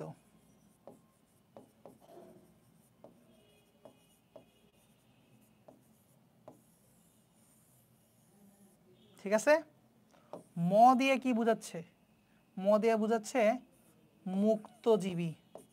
এদের কৃমি মুক্তজীবী অথবা পরজীবী। আচ্ছা এটা লিখছি তাই না, অথবা পরজীবী, আবার লিখলাম। এ দিয়ে কি বোঝাচ্ছে, এদের কৃমি 1 মিটার পর্যন্ত লম্বা হইতে পারে, 1 মিটার পর্যন্ত লম্বা, বেশি লম্বা হয় না। এদের কৃমি মাত্র 1 মিটার পর্যন্ত লম্বা হয়। আর এই কৃমি মাশাআল্লাহ 30 মিটার পর্যন্ত লম্বা হইতে পারে। ঠিক আছে, এই কৃমি লম্বা হওয়ার এক্সটেনশনের অভাব নাই। ঠিক আছে, তারপরে এদের তো মুখছিদ্র আছে বলছি, পায়ুছিদ্র নাই বলছি, তাহলে এদের মুখছিদ্রটা, মুখছিদ্র কখনোই কখনোই ওষ্ঠ বা লিপসে পরিণত হয় না, কিন্তু এদের ক্ষেত্রে মুখছিদ্রটা ওষ্ঠে পরিণত হয়। ওষ্ঠ মানে তো বুঝোই লিপস, লিপসে কনভার্ট হয়। আমাদের যেরকম মুখছিদ্রে লিপস আছে, ওদের মুখছিদ্রে লিপস, এরকম একটা লিপস থাকে নেমাটোডার ক্ষেত্রে, প্লাটিহেলমিনথেসে হয় না। তাহলে মুখছিদ্রে ওষ্ঠ না হইলে আর কি থাকে সেখানে, সেখানে থাকতে পারে হুক, সেখানে থাকতে পারে সাকার, হুক বা সাকার, সাকারের ইংরেজি বাংলা কি চোষক, হুক অ্যান্ড সাকার। ঠিক আছে, এগুলো থাকে প্লাটিহেলমিনথেসে, কিন্তু এগুলোর ক্ষেত্রে নেমাটোডে এগুলো থাকবে না। নেমাটোডে মুখছিদ্রটা ওষ্ঠে পরিণত হবে। ঠিক আছে, মুখছিদ্র ওষ্ঠে পরিণত হবে, বৈশিষ্ট্যপূর্ণ ওষ্ঠে পরিণত হয়, মুখছিদ্র বৈশিষ্ট্যপূর্ণ ওষ্ঠে পরিণত হয়। তারপরে আসো ডিতে হচ্ছে ডাইমরফিজম। কিরকম dimorphism, sexual dimorphism. Dimorphism Bangla বললে যৌন দ্বিরূপতা। যৌন দ্বিরূপতা কি ভাইয়া? দেখো যৌন দ্বিরূপতা হচ্ছে এটা যে গঠন এবং বিভিন্ন বৈশিষ্ট্যর দিক থেকে নারী সদস্য এবং পুরুষ সদস্যের মধ্যে যে ভিন্নতা যদি থাকে তাহলে সেটাকে বলা হয় যৌন দ্বিরূপতা। যেমন আমার মানুষের মধ্যে যৌন দ্বিরূপতা আছে, যেমন মেল ফিমেল আলাদা, যেসব পর্বে মেল ফিমেল আলাদা তাদের ক্ষেত্রে যৌন দ্বিরূপতা দেখা যাচ্ছে, সেক্সুয়াল ডাইমরফিজম দেখা যাচ্ছে। তার মানে এই প্রাণীগুলো কিরকম হবে? এ ফর একলিঙ্গ, অর্থাৎ ইউনিসেক্সুয়াল প্রাণী, অর্থাৎ মেল আলাদা ফিমেল আলাদা। কিন্তু এই কৃমিগুলো ভাই মাশাআল্লাহ উভলিঙ্গ হয়, অর্থাৎ হিজড়া, এদের মেল ফিমেল আলাদা না, ঠিক আছে? একটার মধ্যেই মেল ফিমেল দুইটা থাকে, মানে দুই জননাঙ্গ থাকে, আর এদের ক্ষেত্রে আলাদা এক লিঙ্গ। যেহেতু এখানে যৌন দ্বিরূপতা বা সেক্সুয়াল ডাইমরফিজম দেখা যায়। এই যৌন দ্বিরূপতার একটা শর্ট নোট আসবে, তোমার অনুধাবনমূলক প্রশ্নে আসতে পারে, তো এই জন্য একটু দেখে রাখিও সংজ্ঞাটা ভালো করে, সুন্দর করে সংজ্ঞা দেয়া আছে। বর্ণ, দেহর গঠন ইত্যাদি, আর কি কি জানি ইত্যাদি বেসিসে যদি নারী সদস্য পুরুষ সদস্যকে যদি আলাদা করা সম্ভব হয়, এটা হচ্ছে মূল কথা, ঠিক আছে? তাহলে আমরা মোটামুটি প্লাটিহেলমিন্থ এবং নেমাটোডার বৈশিষ্ট্য পড়ে ফেলছি, ইউনিক বৈশিষ্ট্যগুলো 4টা-5টা তো কমন পয়েন্ট, ওগুলো আমরা জানি, ওগুলো তোমরা বই থেকে দেখতে পারবা। তো এগুলো হচ্ছে আনকমন পয়েন্ট। দেখো তুলনা করে পড়লে খুবই সহজ। আর আমরা একটা জিনিস জানছি, কোনো কৃমির রস নাই, ঠিক আছে? কোনো কৃমির রস নাই, রক্ত সম্বন্ধনা শ্বসনতন্ত্র নাই। তো এখন ক্লাস মোটামুটি শেষ, মানে ক্লাস শেষ, রেকর্ডেড ভার্সন হইলে এই জায়গায় শেষ করে দাও, রেকর্ডেড যদি কেউ দেখো আর দেখার দরকার নাই। এখন তোমরা হচ্ছে যে যারা লাইভে আসো কমেন্ট করে আমরা জানাও যে ক্লাসের কোথাও কোনো সমস্যা আছে কিনা, কোনো টপিক বুঝতে সমস্যা হয়েছে কিনা। যদি সমস্যা না হয় ক্লাসটা শেষ করে দেবো। আর ক্লাসটা কেমন লাগছে দেখো তো, একটু ইজি হইতেছে কিনা, বইয়ে এই পড়াগুলোকে আগে পড়া ট্রাই করছো কিনা। যাই হোক, হয়তো ট্রাই করো নাই, ট্রাই করলে হয়তো বুঝতে যে আমি কি ফোর দিয়ে জিনিস ছন্দগুলো বানাইছি বা মানে বোঝানোর চেষ্টা করছি। এটা তোমার পড়া মিনিমাম 10 টাইমস ইজিয়ার করবে, ঠিক আছে?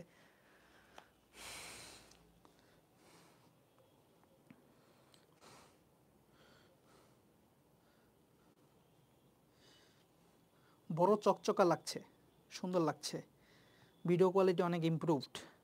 কই কারো কমেন্ট দেখতেছি না, কেউ কি আদৌ লাইভে আছো ছোট্ট বন্ধুরা?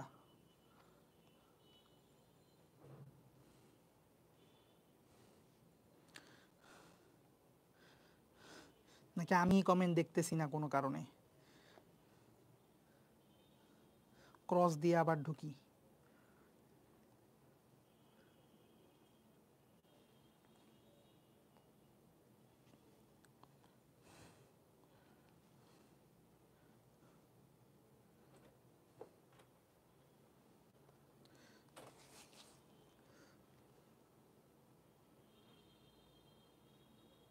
আচ্ছা ঠিক আছে, বুঝতে পারছি, কারো কোনো সমস্যা নাই, থাকলে তোমরা জানাইতা।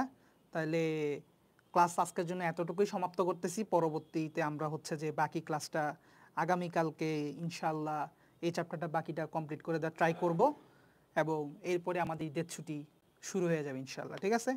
তাহলে আল্লাহ হাফেজ, সবাইকে ভালো থাকো, কালকে এই টাইমে দেখা হচ্ছে।